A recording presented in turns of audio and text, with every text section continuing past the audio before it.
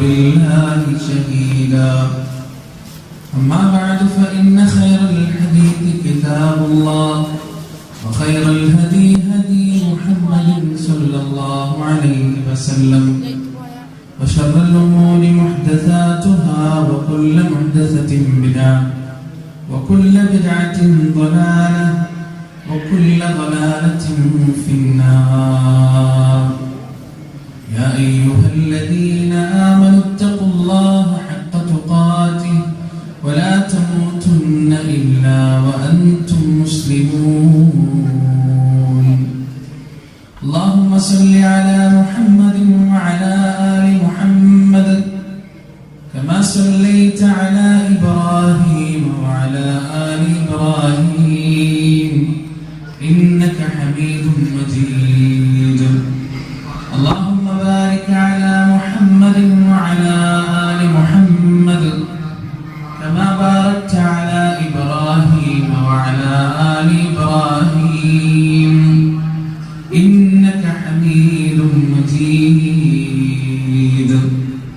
أعوذ بالله من الشيطان الرجيم يا أيها الذين آمنوا كتب عليكم الصيام كما كتب على الذين من قبلكم لعلكم تتقون رب اشرح لي صدري ويسر لي أمري واحلل عقدة من لساني يفقهوا قولي പ്രിയപ്പെട്ട സത്യവിശ്വാസികളെ അല്ലാഹുവിന്റെ രക്ഷയും സമാധാനവും അനുഗ്രഹവും നമ്മിലെ ഏവരിലും സദാ വർഷിക്കുമാറാകട്ടെ. കാരുണ്യവാനായ റബ്ബിന്റെ വിധിയും വിലക്കും നിയമനിർദ്ദേശങ്ങളും ജീവിതത്തിന്റെ എല്ലാ മേഖലകളിലും കഴിവിന്റെ പരമാവധി കാത്തു സൂക്ഷിക്കുന്ന ചെയ്യപ്പെടുന്ന സദസ്സ്, ആ സദസ്സിൽ റഹ്മത്തിന്റെ മലക്കുകൾ ഇങ്ങനെ നിറഞ്ഞു നിൽക്കുന്ന, എവിടെ വരെയാണ് നിറഞ്ഞു നിൽക്കുക? ആകാശം വരെ. ആകാശം വരെ ആ റഹ്മത്തിന്റെ മലക്കുകൾ അങ്ങനെ നിറഞ്ഞു നിൽക്കുന്ന. എന്നിട്ട് ആ മലക്കുകൾ ഈ ഇരിക്കുന്ന ആളുകൾക്ക് വേണ്ടി ഇസ്തിഗ്ഫാർ നടത്തുന്നതാണ്, റഹ്മത്തിന് വേണ്ടി തേടുന്നതാണ്. എത്ര വലിയ ഭാഗ്യമാണ്. അല്ലാഹു സുബ്ഹാനഹു വ തആല ജീവിതത്തിന്റെ അവസാനം വരെ ഇത്തരത്തിലുള്ള സദസ്സുകളിൽ പങ്കെടുക്കുവാനും അവിടെ പറയപ്പെടുന്ന കാര്യങ്ങൾ പ്രമാണബദ്ധമാണെങ്കിൽ ജീവിതത്തിൽ പകർത്തുവാനും നൽകുമാറാകട്ടെ.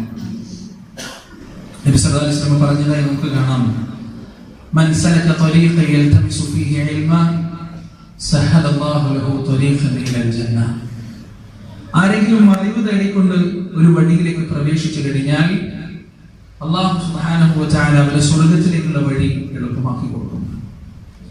മറ്റൊരു ഹദീസിൽ നമുക്ക് കാണാം, ആരെങ്കിലും അറിവ് തേടി പുറപ്പെട്ടാൽ മലക്കുകൾ അയാളുടെ ബഹുമാനം കൊണ്ട്, അയാളോടുള്ള ബഹുമാനം കൊണ്ട് അവരുടെ ചിറകുകൾ അയാൾക്ക് വേണ്ടി താഴ്ത്തി കൊടുക്കുന്നു. വേറൊരു ഹദീസിൽ നമുക്ക് കാണാം, ആരെങ്കിലും ഇൽമിന്റെ മാർഗത്തിലേക്ക് പ്രവേശിച്ചു കഴിഞ്ഞാൽ കടലിലെ മത്സ്യവും പറവകളും ജീവജാലങ്ങളും എല്ലാം അയാൾക്ക് വേണ്ടി അല്ലാഹുവിനോട് പൊറുക്കലിന് തേടുന്നതായി കാണാം. റസൂലുള്ളാഹി സ്വല്ലല്ലാഹു അലൈഹി വസല്ലം പറഞ്ഞു, ഇൽമ് എന്നത് സത്യവിശ്വാസിയുടെ നഷ്ടപ്പെട്ടു പോയ നിധിയാണ്. അതെവിടെ കണ്ടാലും അവൻ അത് എടുക്കാൻ ശ്രമിക്കണം. അറിവിന്റെ സദസ്സുകൾ ഒന്നും വാഴാക്കാൻ പാടില്ല. അറിവ് നേടുകയും തേടുകയും ചെയ്യുക എന്നുള്ളത് ഓരോ മുസ്ലിമിന്റെയും മുസ്ലിമത്തിന്റെയും ബാധ്യതയാണ് എന്ന് റസൂലുള്ളാഹി സ്വല്ലല്ലാഹു അലൈഹി വസല്ലം. അതുകൊണ്ട് ഇത്തരത്തിലുള്ള സദസ്സിൽ പങ്കെടുക്കാനുള്ള മനസ്സുണ്ടാവുക എന്നത് വലിയ കാര്യമാണ്, ചെറിയ കാര്യമല്ല. അള്ളാഹുവിന്റെ തൗഫീഖ് കൊണ്ട് മാത്രം, അള്ളാഹുവിന്റെ ഇതിന് കൊണ്ട് മാത്രം സംഭവിക്കുന്ന ഒന്നാണ് പ്രിയപ്പെട്ടവർ. മഹാഭൂരിപക്ഷം വരുന്ന ആളുകൾ പുറത്തുണ്ട്. പല കളികളിലും വിനോദങ്ങളിലും നേർമ്പോക്കുകളിലുമാണ് അവർ. സിനിമ കാണുന്നു, പാട്ട് കേൾക്കുന്നു, പരസ്പരം കളിയാക്കുന്നു, ചിരിക്കുന്നു, രസിക്കുന്നു, ഹറാമായ കാര്യങ്ങൾ ചെയ്യുന്നു, കള്ളുകുടിക്കുന്നു, ലഹരി ഉപയോഗിക്കുന്നു. അങ്ങനെ ഒരുപാട് കാര്യങ്ങളായി മഹാഭൂരിപക്ഷം വരുന്ന ജനങ്ങൾ നരകത്തിലേക്ക് സഞ്ചരിച്ചു കൊണ്ടിരിക്കുമ്പോൾ അള്ളാഹുവിന്റെ റഹ്മത്തിന്റെ മലക്കുകൾ പ്രാർത്ഥിച്ചുകൊണ്ടിരിക്കുന്ന ഈ സദസ്സിലേക്ക് നമുക്ക് വന്നിരിക്കാൻ കഴിഞ്ഞിട്ടുണ്ടെങ്കിൽ അത് നമ്മുടെ തറവാടിന്റെ ഭാഗ്യമോ നമ്മുടെ സൗന്ദര്യത്തിന്റെ ഭാഗ്യമോ നമ്മുടെ പണത്തിന്റെ ഭാഗ്യമോ ഒന്നുമല്ല, അള്ളാഹുവിന്റെ തൗഫീഖ് മാത്രമാണ്. ജീവിതത്തിന്റെ അവസാനം വരെ അള്ളാഹു സുബ്ഹാനഹു വ തആല നരകത്തിൽ തരുമാറാകട്ടെ. അൽഹംദുലില്ലാഹ് റമദാൻ നമ്മുടെ അടുത്ത് വരാൻ ഏതാനും ദിവസങ്ങൾ മാത്രം, ആഴ്ചകൾ മാത്രമേ റമദാനിലേക്ക് പ്രവേശിക്കാനുള്ളൂ. വലിയ അനുഗ്രഹമാണ് റമദാൻ നമുക്ക് വന്ന് കിട്ടുക എന്നത്. നമ്മിൽ എത്ര ആളുകളാണ് റമദാനിനെ വരവേൽക്കാൻ ഉണ്ടാകുന്നത് നമുക്കറിയില്ല.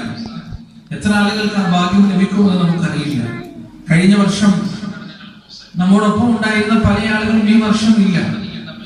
ഞാനത് പറയുമ്പോൾ വ്യക്തിപരമായ വലിയ സങ്കടത്തോടെയാണ് നിങ്ങളോട് പറയുന്നത്. കാരണം 2-3 ദിവസം മുമ്പാണ് എന്റെ വല്യമ്മ. കഴിഞ്ഞ മാസം ഈ സമയത്ത് വല്യമ്മക്ക് ഒരു പ്രശ്നമില്ല, ഒരു കുഴപ്പമില്ല, നല്ല രീതിയിലായിരുന്നു ഞങ്ങളൊക്കെ സംസാരിച്ചിരുന്നു. പെട്ടെന്നാണ് ബാത്റൂം നടക്കുമ്പോൾ വീണ്ടും അതൊരു സബബാണ്. വയസ്സുണ്ട്, 82 വയസ്സുണ്ട്, അതൊരു സബബാണ്. പിന്നെ ഹോസ്പിറ്റലിലായി 2 ആഴ്ചയോളം ഏകദേശം കടന്നു. ഈ ലാസ്റ്റ് ഞായറാഴ്ച അസറിന്റെ സമയത്ത് അല്ലാഹു സുബ്ഹാനഹു വ തആല അവരുടെ ഖബറുകൾ വിശാലമാക്കി അവർക്ക് വേണ്ടി പ്രാർത്ഥിക്കണമെന്ന് ഞാൻ നിങ്ങളോട് വസിയത്ത് ചെയ്യാം. അപ്പൊ വല്യമ്മക്ക് ഇപ്രാവശ്യത്തെ റമദാനില്ല. അങ്ങനെ ഒരുപാട് വല്യമ്മമാർ, ഒരുപാട് ആളുകൾ അവർക്കൊന്നും വന്നില്ല, ഈ റമദാനില്ല. നബി സല്ലല്ലാഹു അലൈഹി വസല്ലം പറഞ്ഞതായി നമുക്ക് കാണാൻ കഴിയും. ദീർഘായുസ് വലിയ നൽകുന്നു. കാരണം ആ ദീർഘായുസിലൂടെ നമുക്ക് വലിയ സ്ഥാനമാനങ്ങൾ നേടിയെടുക്കാൻ കഴിയും. സ്വർഗത്തെ കുറിച്ച് സൂറത്തുൽ ദഹറിൽ അല്ലാഹു പറഞ്ഞത് എന്താണ്? വഇദാ റഅയ്ത തമ്മ റഅയ്ത നഈമൻ വമുൽകൻ കബീറ. അങ്ങ് സ്വർഗം കാണുമ്പോൾ അവിടെ വലിയ രാജാധികാരങ്ങളും വലിയ നിഅമത്തുകളും വലിയ വലിയ വലിയ കൊട്ടാരങ്ങളും എല്ലാം അവിടെ കാണാൻ കഴിയും. എങ്ങനെയാണ് ഈ വലിയ നിഅമത്തുകളും വലിയ രാജാധികാരങ്ങളൊക്കെ നേടിയെടുക്കുക? അമലുകൾ കൊണ്ടാണ്, പ്രവർത്തനങ്ങൾ കൊണ്ടാണ്. ആ പ്രവർത്തനങ്ങൾ ചെയ്യാനുള്ള പ്ലാറ്റ്ഫോമാണ് ആരോഗ്യമുള്ള ആയുസ് എന്ന് പറയുന്നത്. പ്രിയപ്പെട്ടവർ, ആരോഗ്യമുള്ള ആയുസ് ചെറുതല്ല, ചെറിയ അനുഗ്രഹമല്ല. എല്ലാ വൈകുന്നേരവും രാവിലെയും നബി സല്ലല്ലാഹു അലൈഹി വസല്ലം നമുക്ക് ചൊല്ലാൻ പഠിപ്പിച്ച ഒരു പ്രാർത്ഥന എന്തറിയോ? അസ്ബഹ്നാ വഅസ്ബഹൽ മുൽകു ലില്ലാഹി വൽഹംദുലില്ലാഹ് ലാ ഇലാഹ ഇല്ലല്ലാഹു വഹ്ദഹു ലാ ശരീക ലഹു ലഹുൽ മുൽകു വലഹുൽ ഹംദു വഹുവ അലാ കുല്ലി ഷൈഇൻ ഖദീർ റബ്ബി അസ്അലുക ഖൈറ മാ ഫീ ഹാദിഹി അൽ-ലൈലതി വഖൈറ മാ ബഅദഹാ വഅഊദു ബിക മിൻ ശർരി ഹാദിഹി അൽ-ലൈലതി വശർരി മാ ബഅദഹാ വഅഊദു ബിക മിൻ സൂഇൽ കിബർ. വൈകുന്നേരം പ്രാർത്ഥിക്കാൻ പഠിപ്പിച്ച എന്താണ്? വഅഊദു ബിക മിൻ സൂഇൽ കിബർ. മോശമായ വാർദ്ധക്യത്തിൽ നിന്ന് അല്ലാഹുവേ നീ എന്നെ രക്ഷിക്കണേ. വാർദ്ധക്യം 2 രീതിയിലുണ്ട്. ഒന്ന് മോശമായ വാർദ്ധക്യമാണ്, 2 നല്ല വാർദ്ധക്യമാണ്. എന്താണ് നല്ല വാർദ്ധക്യം? അവസാന ശ്വാസം വലിക്കുന്നത് വരെ 2 കാലിൽ നിന്ന് നിസ്കരിക്കാൻ കഴിയുന്നത് നല്ല വാർദ്ധക്യമാണ്. അവസാന ശ്വാസം വരെ ഖുർആൻ നോക്കി ഓതാൻ കഴിയുന്നത് നല്ല വാർദ്ധക്യമാണ്. അവസാന ശ്വാസം വരെ സ്വന്തം മക്കളെ കണ്ടാലും ഭാര്യയെ കണ്ടാലും തിരിച്ചറിയുന്നത് നല്ല വാർദ്ധക്യമാണ്. അവസാന ശ്വാസം വരെ അള്ളാഹുവിന്റെ വാക്കുകൾ പറയപ്പെടുന്ന സദസ്സിലേക്ക് വരാൻ കഴിയുന്നത് നല്ല വാർദ്ധക്യമാണ്. അവസാന ശ്വാസം വരെ റബ്ബിനെ ഇബാദത്ത് ചെയ്യാൻ കഴിയുന്ന, തഹജ്ജുദ് നമസ്കരിക്കാൻ കഴിയുന്ന, ജമാഅത്തുകൾക്ക് എത്താൻ കഴിയുന്ന വാർദ്ധക്യം നല്ല വാർദ്ധക്യമാണ്. അതല്ലാത്ത വാർദ്ധക്യമുണ്ട്, മറ്റുള്ളവർക്ക് ഭാരമാകുന്ന, കിടപ്പിലായി പോകുന്ന, മറ്റുള്ളവർ നമ്മുടെ പ്രാഥമിക കർമ്മങ്ങൾ പോലും ചെയ്തു തരേണ്ടി വരുന്ന, എല്ലാ കാര്യങ്ങളും അറിഞ്ഞു കഴിഞ്ഞതിന് ശേഷം ഒന്നും അറിയാത്തവനെ പോലെയായി മാറുന്ന വാർദ്ധക്യങ്ങളുണ്ട്. അങ്ങനെയുള്ള മോശമായ വാർദ്ധക്യത്തിൽ നിന്ന് കാത്തുരക്ഷിക്കണേ റബ്ബേ എന്ന് രാവിലെയും വൈകുന്നേരവും പ്രാർത്ഥിക്കണമെന്ന് റസൂലുള്ളാഹി സ്വല്ലല്ലാഹു അലൈഹി വസല്ലം നമുക്ക് പഠിപ്പിച്ചു തന്നിട്ടുണ്ട്. വെറുതെ പഠിപ്പിച്ചതൊന്നുമല്ല ഇത്. ജീവിതത്തിന്റെ അവസാനം വരെ സ്വന്തം കാലിൽ നിൽക്കാൻ കഴിയണം. പ്രിയപ്പെട്ടവരെ, നമ്മുടെ മുഹമ്മദ് റസൂലുള്ളാഹി സ്വല്ലല്ലാഹു അലൈഹി വസല്ലം, ആ പ്രവാചകൻ ജീവിതത്തിന്റെ അവസാനം വരെ സ്വന്തം കാര്യങ്ങൾ ചെയ്തിരുന്നു. സ്വന്തം മുഖം അവസാനം പ്രവാചകന്റെ മരണത്തോടെടുക്കുന്ന ദിവസങ്ങൾ വരെ പ്രവാചകൻ മുഖം കഴുകിയത് സ്വന്തം കൈകൊണ്ടാണ്. പ്രവാചകൻ ഒരിക്കലും അബോധാവസ്ഥയിലല്ല, ഉന്നതനായ കൂട്ടുകാരനിലേക്ക് എന്ന് പറഞ്ഞ് തന്റെ ചൂണ്ടുവിരൽ ആകാശത്തേക്ക് ഉയർത്തിയിട്ടാണ് റസൂലുള്ളാഹി സ്വല്ലല്ലാഹു അലൈഹി വസല്ലം മരിക്കുന്നത്. അല്ലാഹുമ്മ ഗഫിർലി വർഹംനി വഅൽഹിഖ്നി ബിസ്സാലിഹീൻ. അല്ലാഹു എനിക്ക് പുറത്തു തരണേ, എന്നോട് കരുണ ചെയ്യണേ, സദ്വൃത്തരായ ആളുകൾക്കിടയിലേക്ക് എന്നെ കൂട്ടിക്കൊണ്ടുപോകണേ എന്ന് പ്രാർത്ഥിച്ചിട്ടാണ് നബി സല്ലല്ലാഹു അലൈഹി വസല്ലം മരിച്ചത്. ബോധം നഷ്ടപ്പെട്ടിട്ടില്ല, ഓർമ്മ നഷ്ടപ്പെട്ടിട്ടില്ല, ബുദ്ധി നഷ്ടപ്പെട്ടിട്ടില്ല, ചിന്ത നഷ്ടപ്പെട്ടിട്ടില്ല, എല്ലാം ഉള്ള അവസ്ഥയിലാണ് പ്രവാചകൻ മരിച്ചത്. അതാണ് നല്ല വാർദ്ധക്യം. ആ വാർദ്ധക്യം ലഭിക്കാൻ അല്ലാഹുവിനോട് ദുആ ചെയ്യണം. ദീർഘായുസ്സിന് വേണ്ടി പടച്ചവനോട് പ്രാർത്ഥിക്കുമ്പോൾ ഒരുപാട് റമദാനുകൾ നേടിയെടുക്കുന്നതിന് വേണ്ടി, ഒരുപാട് ലൈലത്തുൽ ഖദ്റുകൾ നേടിയെടുക്കുന്നതിന് വേണ്ടി അല്ലാഹുവിനോട് പ്രാർത്ഥിക്കുമ്പോൾ കൂട്ടത്തിൽ പ്രാർത്ഥിക്കുന്ന ഒരു പ്രാർത്ഥനയാണ്, റബ്ബേ നീ തരുന്ന ഓരോ റമദാനിലും ഖിയാമിലും സിയാമിലുമുള്ള ആരോഗ്യം എനിക്ക് നൽകണേ അല്ലാഹ്. അതുപോലെ തന്നെ തിലാവത്തുൽ ഖുർആനിലും അദ്കാറുകൾക്കുമുള്ള ആരോഗ്യം എനിക്ക് നൽകണേ അല്ലാഹ്. നിന്റെ നാമം ഉച്ചരിക്കപ്പെടുന്ന സദസ്സുകളിലേക്ക് നടന്നു പോകാനുള്ള ആരോഗ്യം നീ എനിക്ക് നൽകണേ അല്ലാഹ് എന്ന് അല്ലാഹുവിനോട് നാം പ്രാർത്ഥിക്കേണ്ടതുണ്ട്. പ്രിയപ്പെട്ടവരെ, ഇനി നമുക്ക് റമദാനിന് വേണ്ടി ഒരുങ്ങണം. എങ്ങനെയാണ് നാം ഒരുങ്ങേണ്ടത്? പരിശുദ്ധമായ റമദാനിന് വേണ്ടി എങ്ങനെയാണ് നാം ഒരുങ്ങേണ്ടത്? പള്ളികൾ പെയിന്റ് അടിച്ചിട്ടും വീടുകൾ വൃത്തിയാക്കിയിട്ടുമാണോ? അതൊക്കെ അതിന്റെ ഒരു ഭാഗമാണ്. പക്ഷേ അതിനേക്കാൾ പ്രാധാന്യം നമ്മുടെ ഹൃദയങ്ങൾക്ക് പെയിന്റ് അടിക്കേണ്ടതുണ്ട്, നമ്മുടെ മനസ്സുകൾ നന്നാക്കേണ്ടതുണ്ട്, നമ്മുടെ ആത്മാവുകളിൽ പിടിപെട്ട ചിതലുകളെല്ലാം തട്ടി മാറ്റി പൊടി തട്ടി എടുക്കേണ്ടതുണ്ട്. എങ്ങനെയാണ്? അല്ലാഹു സുബ്ഹാനഹു വ തആല പരിശുദ്ധ ഖുർആനിൽ പറയുന്നു, ഖദ് അഫ്ലഹ മൻ സക്കാഹാ വഖദ് ഖാബ മൻ ദസ്സാഹാ. ആരെങ്കിലും ശുദ്ധീകരിച്ചുവോ അവൻ വിജയിച്ചു, ആരെങ്കിലും മോശപ്പെടുത്തിയോ അവൻ പരാജയപ്പെടുകയും ചെയ്തു എന്ന് അല്ലാഹു സുബ്ഹാനഹു വ തആല പരിശുദ്ധ ഖുർആനിൽ പറയുകയാണ്. എങ്ങനെയാണ് ഹൃദയത്തെ ശുദ്ധീകരിക്കുക? നമ്മുടെ ഹൃദയത്തിൽ ഒരുപാട് കറകളുണ്ട്. നബി സല്ലല്ലാഹു അലൈഹി വസല്ലം പറയുന്നു, ഒരാൾ ഒരു പാപം ചെയ്യുമ്പോൾ ഹൃദയത്തിൽ ഒരു കറുത്ത കുത്തു വീഴും, രണ്ടാമതും ചെയ്യുമ്പോൾ വീണ്ടും കുത്തു വീഴും, മൂന്നാമതും ചെയ്യുമ്പോൾ വീണ്ടും കുത്തു വീഴും. അങ്ങനെ കുത്തു വീണ് അവന്റെ ഹൃദയം കറുത്തു പോകും, കണ്ടാൽ അറപ്പ് തോന്നുന്ന തരത്തിൽ കറപിടിച്ചതായി പോകും ആ ഹൃദയം എന്ന് റസൂലുള്ളാഹി സ്വല്ലല്ലാഹു അലൈഹി വസല്ലം. പക്ഷേ ഹാർട്ട് ഓപ്പറേഷൻ ചെയ്ത് നോക്കിയിട്ട് ഹൃദയം എടുത്തു നോക്കിയാൽ പാപിയായ മനുഷ്യന്റെ ഹൃദയം കറുത്തിട്ടൊന്നും കാണാൻ പറ്റൂല. അത് ആത്മീയമായ കറുപ്പാണ്, അള്ളാഹുവിനും അതിന്റെ റസൂലിനും അറിയുന്ന കറുപ്പാണ്, മതപരമായ കറുപ്പാണ്. ആ കറുപ്പ് നമ്മുടെ എല്ലാം ഹൃദയത്തിലുണ്ടാവും. കഴിഞ്ഞ റമദാനിൽ നാം നേടിയെടുത്ത ശുദ്ധിയെല്ലാം ഈ റമദാൻ ആകുമ്പോഴേക്കും നമ്മൾ തൂഫാനാക്കിയിട്ടുണ്ടാവും, ഒന്നും ബാക്കി ഉണ്ടാവില്ല. വല്ലാത്തൊരവസ്ഥയിലായിരിക്കും നമ്മുടെ ഹൃദയമെല്ലാം. അതിനെ ശുദ്ധീകരിക്കേണ്ടതുണ്ട്. എങ്ങനെയാണ് ശുദ്ധീകരിക്കേണ്ടത്? അല്ലാഹു സുബ്ഹാനഹു വ തആല പരിശുദ്ധ ഖുർആനിൽ അതെങ്ങനെയാണ് നമുക്ക് പറഞ്ഞിരുന്നു. എങ്ങനെയാണ്? വസാരിഊ ഇലാ മഗ്ഫിറത്തിൻ മിർ റബ്ബികും വജന്നത്തിൻ അർദുഹാ അസ്സമാവാതു വൽ അർദ് ഉഇദ്ദത്തിൽ മുത്തഖീൻ الذين ينفقون في السراء والضراء والكاظمين الغيظ والعافين عن الناس والله يحب المحسنين. وسارعوا നിങ്ങൾ ഓടിയെടുക്കുക, വസാരിഊ നിങ്ങൾ ഓടിയെടുക്കുക. എവിടേക്ക് ഓടിയെടുക്കാൻ? ഇലാ മഗ്ഫിറത്തിൻ മിർ റബ്ബികും നിങ്ങളുടെ രക്ഷിതാവിന്റെ മഗ്ഫിറത്തിലേക്ക്, പാപമോചനത്തിലേക്ക്, വജന്നത്തിൻ സ്വർഗ്ഗത്തിലേക്കും, അർദുഹാ അതിന്റെ വ്യാപ്തി എത്രയാണ്, വലിപ്പം എത്രയാണ്, കഅർദിസ് സമാഇ വൽ അർദ് ആകാശഭൂമികളേക്കാൾ വലുതാണ് ആ സ്വർഗ്ഗം. ഉഇദ്ദത്തിൽ മുത്തഖീൻ സൂക്ഷ്മത പാലിക്കുന്ന മനുഷ്യർക്ക് വേണ്ടി ഒരുക്കി വെച്ചതാണ് ആ സ്വർഗ്ഗം. ആ സൂക്ഷ്മത പാലിക്കുന്നവരുടെ അടയാളങ്ങൾ എന്തൊക്കെയാണ്? അല്ലദീൻ അവരെങ്ങനെയുള്ളവരാണ്? യൂൻഫിഖൂന ഫിസ്സറാഇ വദ്ദറാ അവർ കഷ്ടപ്പാടും പ്രയാസവും ഉണ്ടാകുമ്പോൾ ചെലവഴിക്കുന്നവരാണ്. വൽകാദിമീനൽ ഗൈദ് മോശമായ വികാരങ്ങളെ കടിച്ചമർത്തുന്നവരാണ്. വൽആഫീന അനിന്നാസ് ജനങ്ങൾക്ക് വിട്ടുവീഴ്ച നൽകുന്നവരാണ്. വല്ലാഹു യുഹിബ്ബുൽ മുഹ്സിനീൻ നന്മ ചെയ്യുന്നവരെ അല്ലാഹു ഇഷ്ടപ്പെടുന്നു. വല്ലദീന അവർ എങ്ങനെയുള്ളവരാണ്? ഫഅലു ഫാഹിഷ അവരൊരു ഫാഹിഷത്ത് ചെയ്താൽ, മോശമായ കാര്യങ്ങൾ ചെയ്താൽ, ഔ ളലമു അൻഫുസഹും അല്ലെങ്കിൽ അവരോട് തന്നെ അക്രമം ചെയ്താൽ, വ്യഭിചാരത്തിൽ ഏർപ്പെട്ടാൽ, കണ്ണുകൊണ്ട് മോശമായത് ചെയ്താൽ, അല്ലാഹുവിന് ഇഷ്ടമില്ലാത്തത് ചെയ്താൽ, നരകത്തിലേക്ക് നയിക്കുന്ന പ്രവർത്തനങ്ങൾ ചെയ്താൽ, അടുത്തതായി അവരുടെ പ്രവർത്തനം എന്താണ്? അവർ അല്ലാഹുവിനെ ഓർക്കുകയായി, എന്നിട്ട് അവരുടെ പാപങ്ങൾക്ക് വേണ്ടി റബ്ബിനോട് പാപമോചനം തേടുകയാണ്. പാപം പൊറുക്കുന്നവൻ അല്ലാഹുവല്ലാതെ മറ്റാരാണ്? അറിഞ്ഞുകൊണ്ട് ചെയ്ത പാപത്തിൽ ഒരിക്കലും അവർ ഉറച്ചു നിൽക്കുകയില്ല. അവരുടെ പ്രതിഫലം എന്താണ്?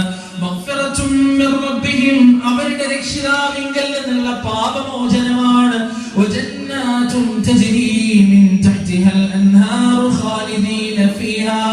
താഴ്ഭാഗത്തുകൂടി അരുവികൾ ഒഴുകുന്ന സുന്ദരമായ സ്വർഗീയ ഗേഹങ്ങളാണ് അവരുടെ പ്രതിഫലം. പ്രവർത്തിക്കുന്നവർക്കുള്ള ഏറ്റവും നല്ല പ്രതിഫലമാണത്. പരിശുദ്ധ ഖുർആനിൽ സൂറത്ത് ദാരിയാത്തിന്റെ ആയത്താണത്. എന്താണ് എന്താണ്? അള്ളാഹുവിലേക്ക് നിങ്ങൾ ഓടുക.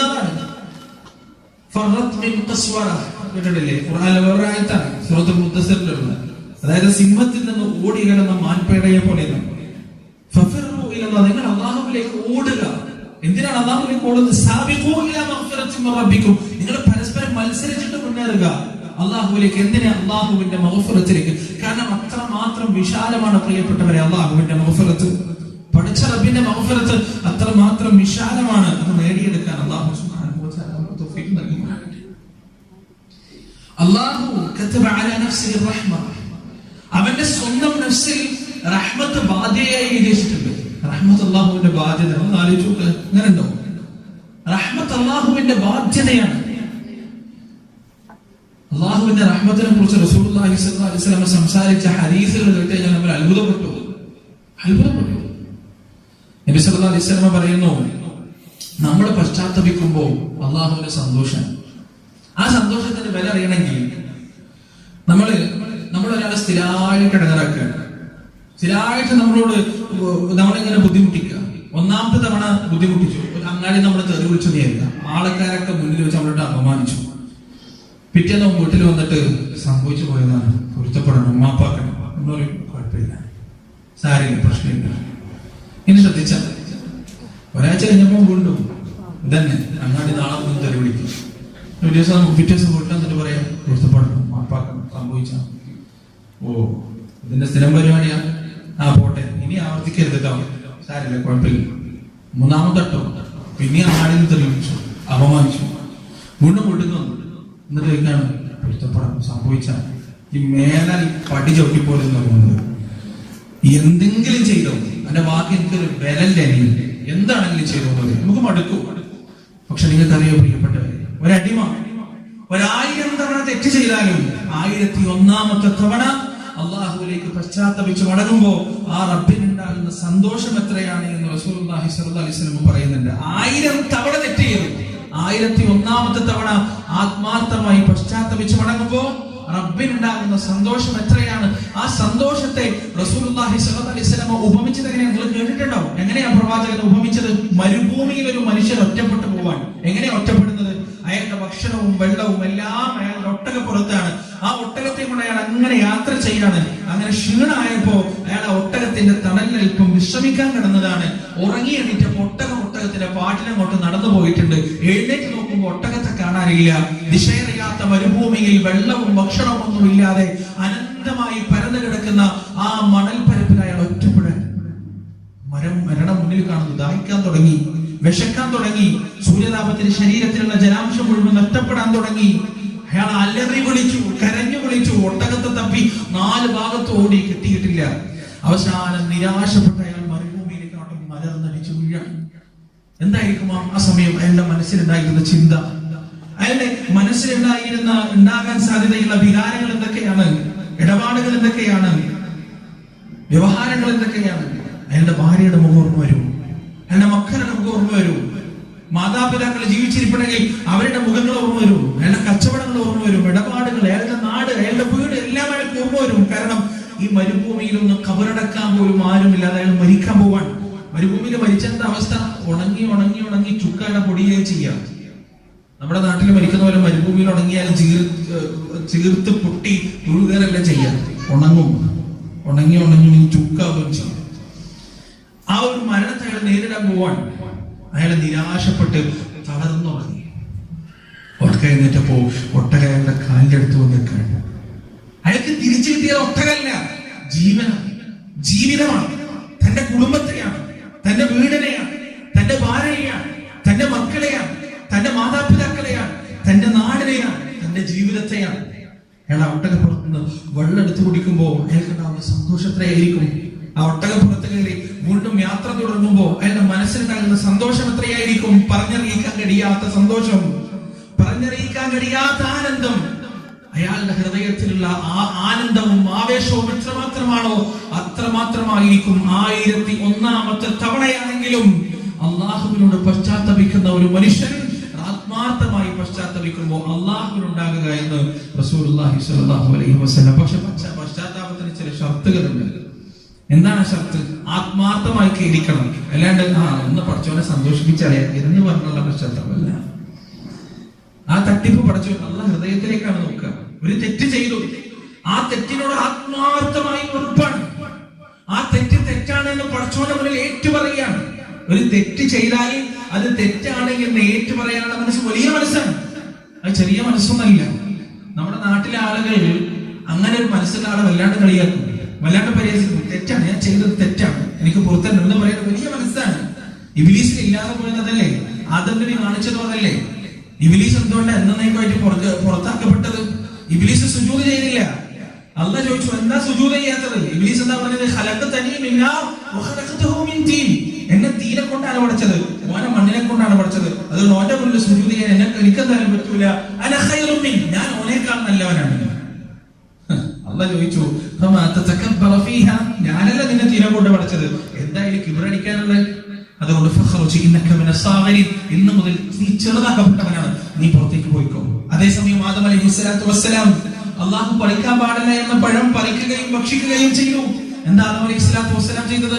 റബ്ബനാ ظلمنا أنفسنا وإن لم تغفر لنا وترحمنا لنكونن من الخاسرين. അല്ലാഹുവേ ഞങ്ങളോട് തന്നെ അക്രമം ചെയ്തു. وإن لم تغفر لنا, നീ ഞങ്ങൾക്ക് പുറത്തു തന്നിട്ടില്ലെങ്കിൽ, وترحمنا, ഞങ്ങളോട് കരുണ കാണിച്ചിട്ടില്ലെങ്കിൽ, لنكونن من الخاسرين, ഞങ്ങൾ നഷ്ടക്കാരിൽ പെട്ടുപോകും റബ്ബേ എന്ന് സ്വന്തം തെറ്റ് ഏറ്റു പറയുകയാണ് അപ്പനോട്. ഇബ്ലീസ് നരകാവകാശിയായി, ആദം അലൈഹിസ്സലാത്തു വസ്സലാം സ്വർഗ്ഗാവകാശിയായി. എന്തിന്റെ കാരണം കൊണ്ട്? തെറ്റ് ഏറ്റു പറയാനുള്ള മനസ്സ് കാണിച്ചതുകൊണ്ട്. ഒന്നാമതായി ആ തെറ്റിനെ കുറിച്ച് ആത്മാർത്ഥമായ കുറ്റബോധം ഉണ്ടാകുക. രണ്ടാമത് ആ തെറ്റ് അള്ളാഹുവിന്റെ മുന്നിൽ ഏറ്റു പറയുക.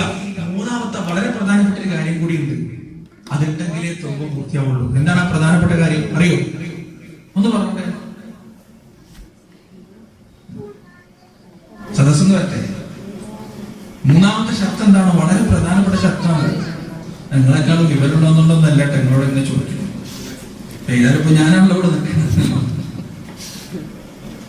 ഇനി ആ തെറ്റ് ഒരിക്കലും ചെയ്യൂല എന്നുള്ള ദൃഢനിശ്ചയം. ഇപ്പൊ ഒരാള് ഈ ആദ്യത്തെ 2 ശബ്ദമുണ്ട്, മൂന്നാമത്തെ ശബ്ദത്തിൽ ചെറിയൊരു കുഴപ്പമുണ്ട്. എന്താണ്?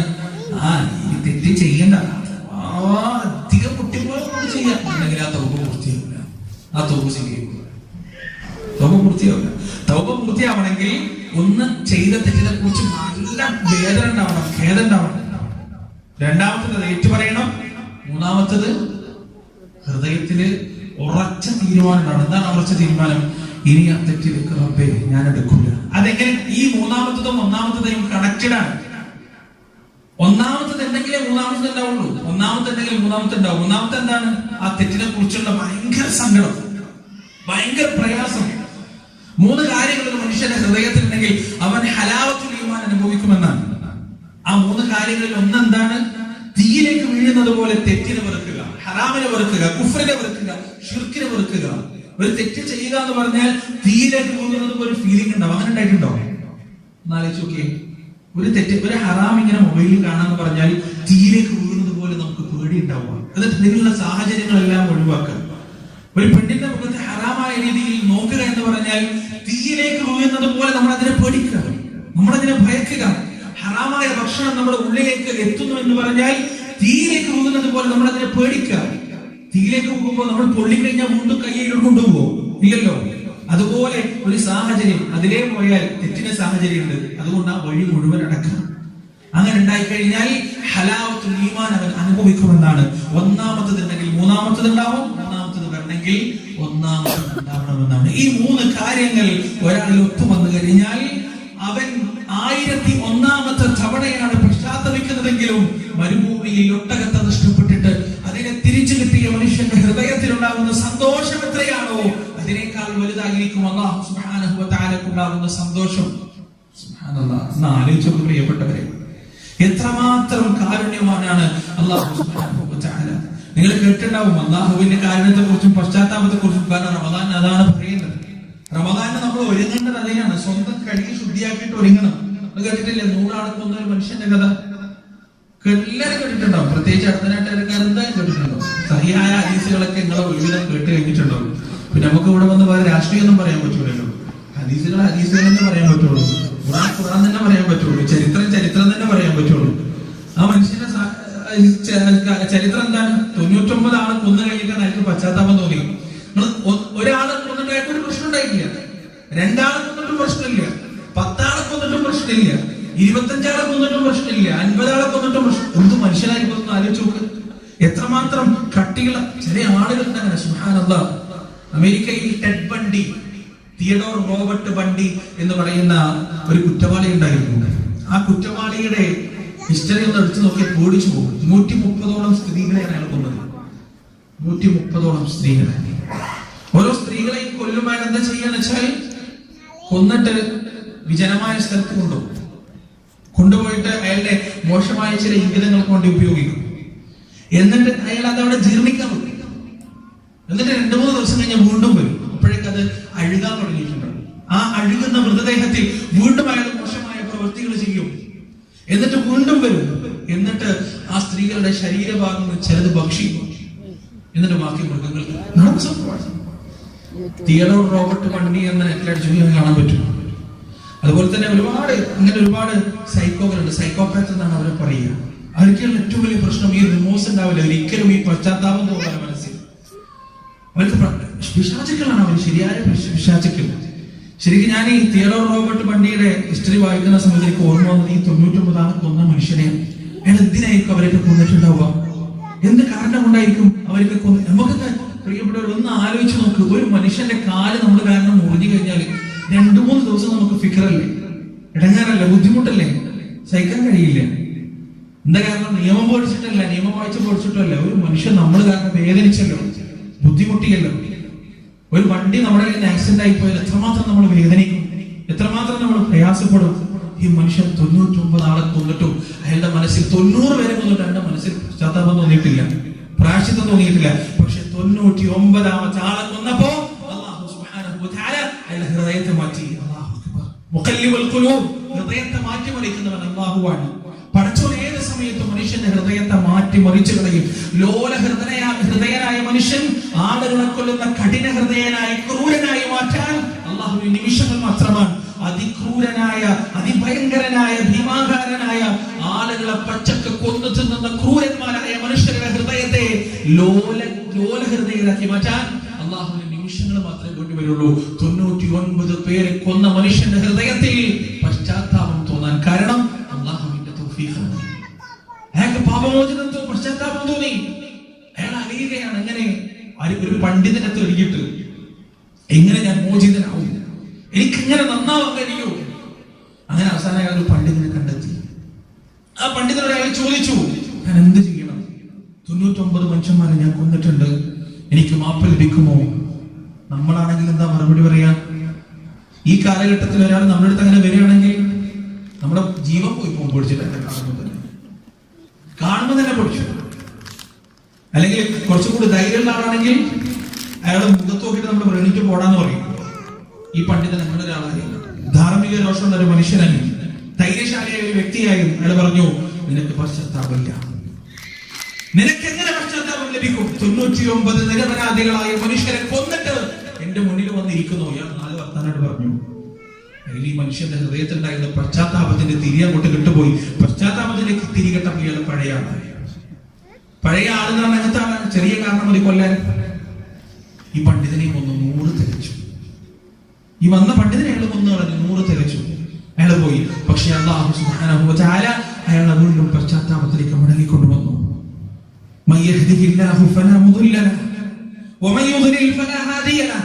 ആർക്കെങ്കിലും അല്ലാഹു മാർഗദർശനം നൽകിയാൽ അവനെ വഴികേടിലാക്കാൻ ഒരാൾക്കും കഴിയില്ല. ആരെയെങ്കിലും അല്ലാഹു വഴികേടിലാക്കിയാൽ അവനെ നേർവഴിയിൽ കൊണ്ടുവരാൻ ഒരാൾക്കും തന്നെ സാധ്യമല്ല. എത്രയെത്ര രക്ഷിതാക്കളാണ് പ്രിയപ്പെട്ടവരെ, എത്രയെത്ര മാതാപിതാക്കളാണ് മക്കള് വഴിതെറ്റി സഞ്ചരിക്കുന്നത് കണ്ട് ഉസ്താദുമാരെയും മൗലവിമാരെയും കണ്ട് പ്രാസംഗികമാരെ കണ്ട് ഒന്ന് ഉപദേശിക്കണം, ഒന്ന് പ്രാർത്ഥിക്കണം, ഒന്ന് ദുആ ചെയ്യണം, ഓനൊന്ന് കാണണം, നിങ്ങൾ സംസാരിക്കണം. എത്ര സംസാരിച്ചിട്ടെന്ത് കാര്യം, എത്ര പറഞ്ഞിട്ടെന്ത് കാര്യം, എത്ര ഉപദേശിച്ചിട്ടെന്ത് കാര്യം, എത്ര കൗൺസിലിംഗ് നടത്തിയിട്ടെന്ത് കാര്യം. എന്തെല്ലാം പറഞ്ഞാലും മാക്സിമം ഒക്കെ രണ്ട് ദിവസമാണ്. അത് കഴിഞ്ഞാൽ വീണ്ടും പഴയതുപോലെ പോകും. ആരെയെങ്കിലും അല്ലാഹു വഴികേടിലാക്കാൻ തീരുമാനിച്ചാൽ അവന് നേർവഴിയിലാക്കാൻ ആർക്കും തന്നെ സാധ്യമല്ല.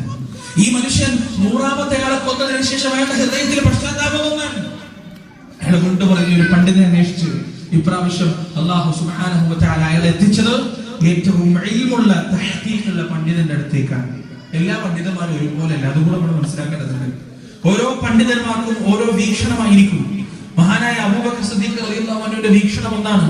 ഉമർ ഇബ്നുൽ ഖത്താബ് റളിയല്ലാഹു അൻഹുവിന്റെ വീക്ഷണം ഒന്നാണ്. അബൂബക്കർ സിദ്ദീഖ് തഹജ്ജുദ് നിസ്കരിക്കലില്ല. തഹജ്ജുദ് നിസ്കരിക്കാനാവുമ്പോൾ അദ്ദേഹം എഴുന്നേൽക്കൽ കുറവാണ്. അദ്ദേഹം എന്താ ചെയ്യുക? ഇശാ നമസ്കാരത്തിന് ശേഷം വിത്ർ നിസ്കരിക്കും. കാരണം അദ്ദേഹം ദഈഫാണ്, ഞാൻ ദഈഫാണ്, എനിക്ക് എഴുന്നേൽക്കാൻ പറ്റണമെന്നില്ല, അതുകൊണ്ട് ഞാൻ ഇശാക്ക് ശേഷം വിത്ർ നിസ്കരിച്ചു കിടക്കും. പക്ഷേ ഉമർ റളിയല്ലാഹു നിലപാട് എന്താണ്? ഞാൻ എഴുന്നേൽക്കും. എഴുന്നേൽക്കണല്ലോ, എഴുന്നേൽക്കാതെ എവിടെ പോവാൻ? അദ്ദേഹം കുറച്ച് കർക്കശക്കാരനായിരുന്നു, കർശന തീരുമാനം എടുക്കുന്ന ആളായിരുന്നു. പണ്ഡിതന്മാരുടെ അഭിപ്രായങ്ങൾ നമ്മൾ എപ്പോഴും വ്യത്യാസം ഉണ്ടാവും. ഇപ്രാവശ്യം അല്ലാഹു സുബ്ഹാനഹു വ തആല എത്തിച്ചത് ഏറ്റവും പക്വമായി പെരുമാറുന്ന, ഏറ്റവും പക്വതയോടെ വിവേകത്തോടെ പെരുമാറുന്ന ഒരു പണ്ഡിതന്റെ അടുത്തേക്കാണ്. ആ പണ്ഡിതന്റെ അടുത്ത് പോയിട്ട് ഇയാൾ പറയാണ്, 100 പേരെ കൊന്നിട്ടാണ് ഞാൻ വരുന്നത്, ഞാൻ എന്ത് ചെയ്യും? ആ പണ്ഡിതൻ പറഞ്ഞു, നിനക്ക് അല്ലാഹു പുറത്തു തരും. അതാണ് കൃത്യമായ വാക്കുകൾ. നിനക്ക് അല്ലാഹു പുറത്തു തരും. ഒരു പക്ഷേ നിനക്ക് അല്ലാഹു പുറത്തു തരും. ഈ പണ്ഡിതൻ പറഞ്ഞപ്പോ ഈ മനുഷ്യൻ ഈ മനുഷ്യൻ തകർന്ന് തരിപ്പണായിട്ടുണ്ടാവണം. എന്നിട്ട് ഈ മനുഷ്യൻ ചോദിക്കാണ് പണ്ഡിതനോട്, ഞാൻ എന്ത് ചെയ്യണം? എന്റെ റബ്ബ് എനിക്ക് പുറത്തു തരാൻ ഞാൻ എന്ത് ചെയ്യണം? ഒരുപക്ഷെ ആ പണ്ഡിതൻ നിന്റെ ഹൃദയം അറുത്തിട്ട് നീ ഇവിടെ വെക്കണം എന്ന് പറഞ്ഞാൽ അയാളത് ചെയ്യുമായിരുന്നു. അത്രത്തോളം അയാളുടെ ഹൃദയം മയപ്പെട്ടിട്ടുണ്ടാവും. അള്ളാഹുവിന്റെ പൊരുത്തത്തിനും പ്രീതിക്കും വേണ്ടി എന്തും ചെയ്യാനായിട്ട് തയ്യാറായിട്ടുണ്ടാവും. അപ്പോഴാണ് ആ പണ്ഡിതൻ പറഞ്ഞു കൊടുക്കുന്നത്, നീ നിന്റെ നാട്ടിൽ നിന്ന് മറ്റൊരു നാട്ടിലേക്ക് പോകണം. നിന്റെ കൂട്ടുകെട്ടൊക്കെ നീ ഒഴിവാക്കണം. മോശമായ കൂട്ടുകെട്ടുകൾ മുഴുവൻ നീ ഒഴിവാക്കണം. പ്രിയപ്പെട്ടവരെ, പല മനുഷ്യരെയും വൃത്തികെട്ടവന്മാരാക്കുന്നത്, തെമ്മാടികളാക്കുന്നത്, തോന്നിവാസികളാക്കുന്നത് അവരുടെ കൂട്ടുകെട്ടുകളാണ്. നിങ്ങൾ കണ്ടിട്ടില്ലേ? പല കുട്ടികളും പല ബുക്കുകളിലും ഇരുന്ന് ലഹരി ഉപയോഗിക്കുന്ന, കള്ളു കുടിക്കുന്ന, കഞ്ചാവ് വലിക്കുന്ന. എന്തുകൊണ്ടാണ് അവരങ്ങനായി മാറിയത്? അവരുടെ കൂട്ടുകെട്ടാണ്, മോശമായ കൂട്ടുകെട്ടാണ്. ആ കൂട്ടുകെട്ടിൽ നിന്ന് അവരെ മാറ്റിക്കിട്ട് നല്ല കൂട്ടുകെട്ടിലേക്ക് അവരെ മാറ്റി നോക്ക്. സുബ്ഹാനല്ലാഹ്, അവര് മാറും. നിങ്ങൾ അത്ഭുതപ്പെടുത്തുന്ന രൂപത്തിലേക്ക് മാറും. എന്റെ ശബ്ദം ശ്രവിക്കുന്ന എന്റെ പ്രിയപ്പെട്ട യുവാക്കളോട് എനിക്ക് പറയാനുള്ളത്, പ്രിയപ്പെട്ടവരെ, കൂട്ടുകാരെ തിരഞ്ഞെടുക്കുമ്പോ നിങ്ങൾ തിരഞ്ഞെടുക്കുന്നത് നിങ്ങളുടെ ആഖിറമാണ്, നിങ്ങളുടെ സ്വർഗമാണ്, നിങ്ങളുടെ നരകമാണ്. റസൂലുള്ളാഹി സ്വല്ലല്ലാഹു അലൈഹി വസല്ലം പറഞ്ഞതായി കാണാം, ആര് ഏറ്റവും കൂടുതൽ ഇഷ്ടപ്പെടുന്നത് ആരെയാണോ അവരുടെ കൂടെയായിരിക്കും നാളെ മഹ്ശറയിൽ എഴുന്നേറ്റ് നിൽക്കുക. അള്ളാഹുവിന്റെ മുന്നിൽ എഴുന്നേറ്റ് നിൽക്കേണ്ടത് കള്ളുകുടിയന്മാരുടെ കൂടെയാണോ? കഞ്ചാവ് വലിക്കുന്നവരുടെ കൂടെയാണോ? ലഹരി ഉപയോഗിക്കുന്നവരുടെ കൂടെയാണോ? വായ തുറന്നാൽ ചെറിയ വിഷയങ്ങൾ മാത്രം പുറത്തു വരുന്ന വൃത്തികെട്ട തോന്നിവാസികളുടെ കൂടെയാണോ അള്ളാഹുവിന്റെ മുന്നിൽ നാം എഴുന്നേറ്റ് നിൽക്കേണ്ടത്? അങ്ങനെ എഴുന്നേറ്റ് നിൽക്കേണ്ട ഒരു അവസ്ഥ വന്നു കഴിഞ്ഞാൽ വല്ലാഹി റബ്ബിനെ തന്നെ സത്യം, അവരെ പോകുന്ന അതേ നരകത്തിലേക്ക് തന്നെ സബാനിയാക്കളായ മലക്കുകൾ നമ്മളെയും വലിച്ചു കൊണ്ടുപോകും. എന്നിട്ട് ആ നരകത്തിൽ വെച്ച് ഈ കൂട്ടുകാർ പരസ്പരം പറയുന്ന ചില വാക്കുകൾ എന്തറിയോ? യാ വൈലതാ ലൈതനി ലം അത്തഖിദ ഫുലാനൻ ഖലീല ലഖദ് അദല്ലനി അനി ദിക്രി ബഅദ ഇദ് ജാഅനി. ഇവനെ, ഈ വൃത്തികെട്ടവനെ, ഈ തോന്നിയവാസിയെ, ഈ തമ്മാടിയെ ഞാൻ എന്റെ കൂട്ടുകാരനായി സ്വീകരിച്ചാലായിരുന്നെങ്കിൽ എത്ര നന്നായിരുന്നു. ഇവനാണ് എന്നെ വഴിതെറ്റിച്ചത്. പള്ളിയിലേക്ക് ഞാൻ പോകുമ്പോ എന്റെ കൈ പിടിച്ചു വെച്ചത് ഇവനാണ്. വെള്ളം കുടിക്കുമ്പോ എന്റെ ചുണ്ടിലേക്ക് വെള്ളത്തിന് പകരം മദ്യം വെച്ച് തന്നത് ഇവനാണ്.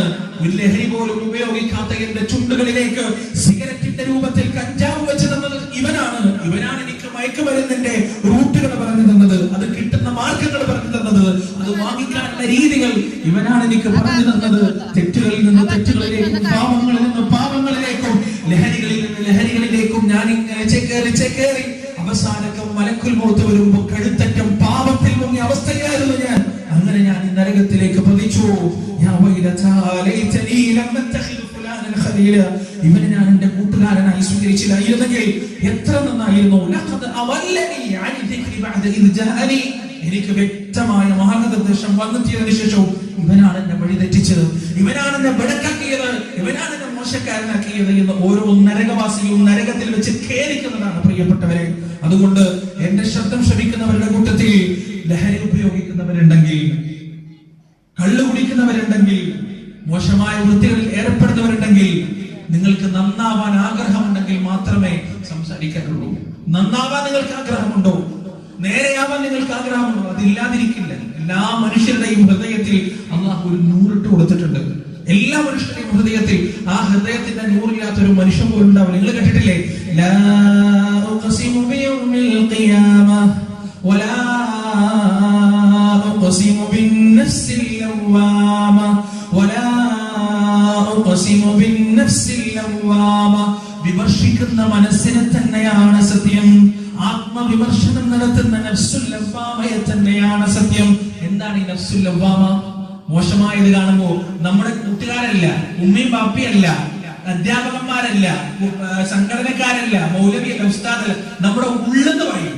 നമ്മുടെ ഉള്ളെന്ന് നമ്മോട് പറയും, വേണ്ടട്ടോ, വേണ്ട, അത് നല്ലതിനല്ല, നീ ചെയ്യുന്നത് തെറ്റാണ്, നീ അള്ളാഹുവിനോട് കാണിക്കും. നമ്മുടെ ഉള്ളെന്ന് പറയും നമ്മളോട്.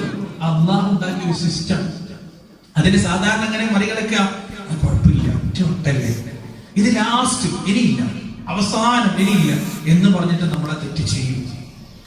അങ്ങനെ ചെയ്തു കഴിഞ്ഞാൽ വീണ്ടും അടുത്ത അവസരം വരും.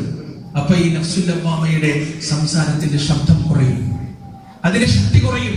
ശക്തി കുറയുമ്പോൾ നമുക്ക് വേഗം അതിനെ മറികടക്കാൻ കഴിയും. അങ്ങനെ ഓരോ തവണയും ആ നഫ്സുൽ ലവ്വാമയുടെ തിരിച്ചുവിളികൾ മറികടന്ന് മറികടന്ന് മറികടന്ന് അവസാനം നമ്മുടെ ഉള്ളിലുള്ള നഫ്സുൽ ലവ്വാമ മരിക്കും, അതില്ലാതെയാവും.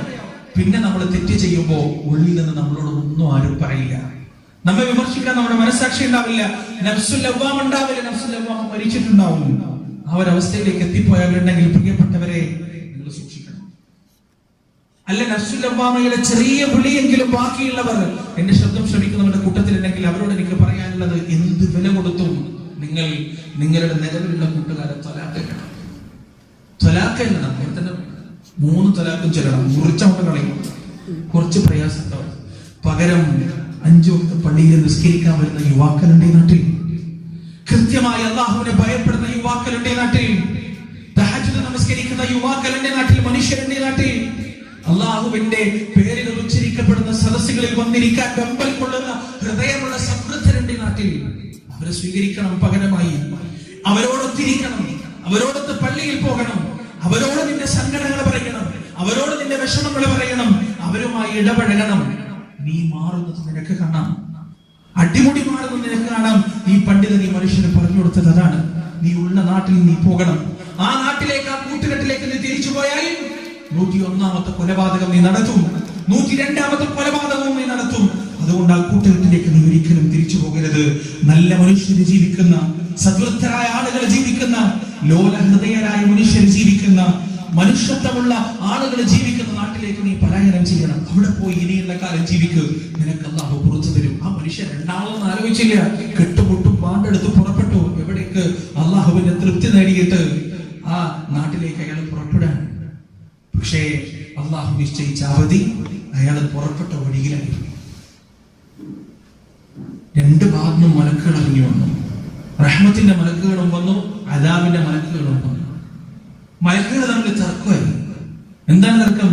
റഹ്മത്തിന്റെ മലക്കുകൾ പറഞ്ഞു, ഇയാൾ പശ്ചാത്തപിച്ചവനാണ്, അതുകൊണ്ട് നിങ്ങൾക്ക് ഇയാളെ കൊണ്ടുപോകാൻ പറ്റില്ല.